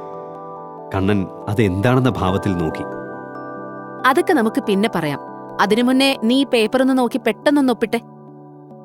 അവൾ ആ പേപ്പർ അവന്റെ മുന്നിലേക്ക് നീട്ടി വെച്ചുകൊടുത്തു. കണ്ണൻ ഒന്നും മനസ്സിലാവുന്നില്ല എന്ന് കണ്ടതും അവളെല്ലാം വിശദീകരിക്കാൻ തുടങ്ങി. കണ്ണനെ വർമ്മ ഡയമണ്ട്സിന്റെ സീനിയർ ടെസ്റ്ററായിട്ട് പോസ്റ്റ് ചെയ്തുകൊണ്ടുള്ള ഉത്തരവാണത്. പാക്കേജ് ഇയർലി ഒരു 50 ലക്ഷം വരും. അതുപോരാതെ ഇൻസെന്റീവ്സ്, PF ഒക്കെ ഉണ്ടാകും. പോരെ? 50 ലക്ഷം രൂപ എന്നത് കണ്ണനെ സംബന്ധിച്ച് ഒരു വലിയ എമൗണ്ട് തന്നെയായിരുന്നു. അവന്റെ സ്ഥാനത്ത് മറ്റാരായാലും അത് നിഷേധിക്കാനും പോണില്ല. എന്നാൽ തന്റെ സൂപ്പർ പവറിൽ ആത്മവിശ്വാസം വന്നതോടെ കണ്ണന് പണത്തിന്റെ കാര്യത്തിൽ വലിയ ആശങ്കയൊന്നുമില്ലായിരുന്നു. അവൻ തന്റെ മറുപടിക്കായി കാത്തുനിൽക്കുന്ന ഋതികയെ നോക്കി. മാമിന്റെ ഓഫറിന് ഒരുപാട് നന്ദിയുണ്ട്, പക്ഷെ ഐ ആം സോറി, എനിക്ക് ഈ കോൺട്രാക്ട് സൈൻ ചെയ്യാൻ പറ്റില്ല. അതെന്താ കണ്ണ? എന്തെങ്കിലും പ്രശ്നമുണ്ടെങ്കിൽ തുറന്നു പറഞ്ഞോളൂ. അതല്ല പാക്കേജ് കുറവാണെന്ന് തോന്നിയെങ്കിൽ അതും പറ. ഞങ്ങളത് പരമാവധി കൂടുതൽ തരാൻ നോക്കാം. അയ്യോ, അതൊന്നുമല്ല. ഓഫർ ചെയ്ത പാക്കേജൊക്കെ നല്ലതാ, പക്ഷെ എനിക്ക് പറ്റില്ല മാം. കണ്ണൻ ചിരിയോടെ പറയുന്നത് കേട്ടപ്പോൾ ഋതിക സംശയത്തോടെ അവനെ ഒന്ന് നോക്കി. കണ്ണൻ രാംദാസ് മേനോന്റെ കമ്പനിയിൽ കയറാനാണോ പ്ലാൻ? ഏയ്, അങ്ങനൊരു കാര്യം ഞാൻ ഈ ജന്മം ചെയ്യില്ല മാം. കണ്ണൻ ചിരിയോടെയാണ് പറഞ്ഞതെങ്കിലും ഋതികയ്ക്ക് ചെറിയൊരു ടെൻഷൻ ഇല്ലാതിരുന്നില്ല. പിന്നെ എന്താ കണ്ണന്റെ പ്രോബ്ലം? പ്രത്യേകിച്ചൊന്നുമില്ലെങ്കിൽ എന്റെ ഈ ഓഫർ സ്വീകരിച്ചൂടെ? പ്ലീസ് കണ്ണൻ. കണ്ണൻ ശാന്തനായി തന്നെ ഋതികയ്ക്ക് മറുപടി നൽകി. മാം, സത്യം പറഞ്ഞാൽ എനിക്ക് വേറെ ചില പ്ലാൻസ് ഉണ്ട്. എനിക്ക് വേറെ എന്തെങ്കിലുമൊക്കെ ചെയ്യണം. കണ്ണന്റെ മറുപടി ഋതികയെ കൂടുതൽ വിഷമിപ്പിച്ചതേ ഉള്ളൂ. കണ്ണനെ തന്റെ കമ്പനിയിൽ ജോയിൻ ചെയ്യിപ്പിക്കാൻ വേണ്ടി ഇനി എന്താണ് ചെയ്യേണ്ടതെന്ന് അവൾക്കൊരു ഐഡിയ ഉണ്ടായിരുന്നില്ല. അവൾ ഗൗരവത്തോടെ തന്നെ അവനെ നോക്കി. എന്താ കണ്ണന്റെ പ്ലാൻ? എന്നോട് പറയാൻ പറ്റുന്നതാണെങ്കിൽ പറയാമോ? ഒരുപക്ഷെ തന്നെ സഹായിക്കാൻ എനിക്ക് കഴിഞ്ഞാലോ? ഞാൻ പറയാൻ ഋതിക മാം, ഇപ്പോൾ അല്ല, പിന്നീട് ഒരിക്കൽ. അപ്പൊ പിന്നെ ശരി കണ്ണ, ഇനിയിപ്പോ ഞാനിവിടെ നിൽക്കുന്നതിൽ അർത്ഥമില്ലല്ലോ. ഋതിക അല്പം വിഷമത്തോടെയാണ് അവിടെ നിന്നും പോയത്. കണ്ണൻ ഒന്നും പറയാതെ അത് നോക്കി നിന്നതേ ഉള്ളൂ. ഋതിക അവിടെ നിന്നും പോയ ആ സെക്കൻഡ് തന്നെ കണ്ണന്റെ ഫോൺ റിങ് ചെയ്തു. കണ്ണൻ നോക്കിയപ്പോൾ അവൻ്റെ വളരെ അടുത്ത ഫ്രണ്ടിൻ്റെ കോളായിരുന്നു. അക്ഷയ് അവൻ്റെ കോളേജ് മുതലുള്ള സുഹൃത്താണ്. കണ്ണൻ സന്തോഷത്തോടെ അവൻ്റെ കോൾ അറ്റൻഡ് ചെയ്തു. ഹലോ കണ്ണൻ ബ്രോ, എന്താണ് ഇന്നത്തെ ദിവസം മറന്നുപോയോ? കണ്ണൻ എന്താണെന്ന് ഓർമ്മ വരാതെ ആ ദിവസത്തിൻ്റെ പ്രത്യേകത ആലോചിച്ചു. അപ്പോഴേക്കും അക്ഷയുടെ സന്തോഷം നിറഞ്ഞ ശബ്ദം കേട്ടു. എടോ, നമ്മൾ ഡിഗ്രി കംപ്ലീറ്റ് ചെയ്തിട്ട് 2 വർഷമായി. കോളേജ് റീയൂണിയനാ, മറന്നോ? ഋഷി എല്ലാവർക്കും ട്രീറ്റ് കൊടുക്കുന്നുണ്ട് ഇത്തവണ. കണ്ണൻ അത് കേട്ടപ്പോൾ ചിരിയോടെ മറുപടി നൽകി. അപ്പൊ നീ 2 ദിവസം നോയമ്പെടുത്ത് കാണുമല്ലോ അല്ലേ? ഉവ്വേ. പിന്നെ സാറേ, ഞാൻ നമ്മുടെ ട്രീബോ കെസിനോടെ പുറത്ത് കാണും. നീങ്ങ പോരെ, എത്തിട്ടെന്നെ വിളിക്ക്. അക്ഷയ് പറഞ്ഞത് കേട്ടപ്പോൾ കണ്ണൻ വേറെ ചിന്തയിൽ മുഴുകി. അക്ഷയെ കണ്ടിട്ട് തന്നെ ഇപ്പൊ ഏകദേശം 1 കൊല്ലമായി. കുറച്ച് കാര്യങ്ങൾ ചെയ്തു തീർക്കാനുമുണ്ട്. അതല്ല എന്നെ കൊണ്ട് പറ്റും. ഇതിപ്പോൾ നല്ലൊരു അവസരമാണ്, വെറുതെ അത് വേസ്റ്റ് ചെയ്യണ്ട. കണ്ണൻ പെട്ടെന്ന് തന്നെ ഹോട്ടലിൽ നിന്നിറങ്ങി അവിടെ നിന്നും നേരെ ട്രീബോ കെസിനോയിലേക്ക് വിട്ടു. അല്പസമയത്തിനുള്ളിൽ കണ്ണൻ അവിടെ എത്തി. കയറി ചെല്ലുന്ന ഭാഗത്ത് തന്നെ അക്ഷയ് കണ്ണനെയും കാത്തു നിൽപ്പുണ്ടായിരുന്നു. കണ്ണനെ കണ്ടതും അക്ഷയ് ഓടിച്ചെന്ന് അവനെ കെട്ടിപ്പിടിച്ചു. അപ്പോഴാണ് പിന്നിൽ നിന്നൊരു ശബ്ദം കേട്ടത്. ഓ, ഇവനെയും കാത്താണോ നീ ഇത്രയും നേരം ഇവിടെ നിന്നത്? പരിഹാസത്തോടെയുള്ള ആ ശബ്ദം കേട്ട് കണ്ണനും അക്ഷയും തിരിഞ്ഞു നോക്കി. അല്പം ദൂരെ നിന്ന് സ്വർണ്ണ നിറത്തിലുള്ള ഒരു ഗൗൺ ധരിച്ച് ദിവ്യ നടന്നു വരുന്നുണ്ടായിരുന്നു. അവളുടെ കൂടെ തന്നെ അധികാരത്തോടെ അവളെ ചേർത്ത് പിടിച്ച് ഋഷിയുമുണ്ട്. അവന്റെ കൈകൾ അവളുടെ അരക്കെട്ടിനെ ചുറ്റിപ്പിടിച്ചിരിക്കുകയാണ്. ദിവ്യയെ അങ്ങനെ കണ്ടപ്പോൾ തന്നെ കണ്ണനാകെ ഞെട്ടിത്തരിച്ച് നിന്നുപോയി.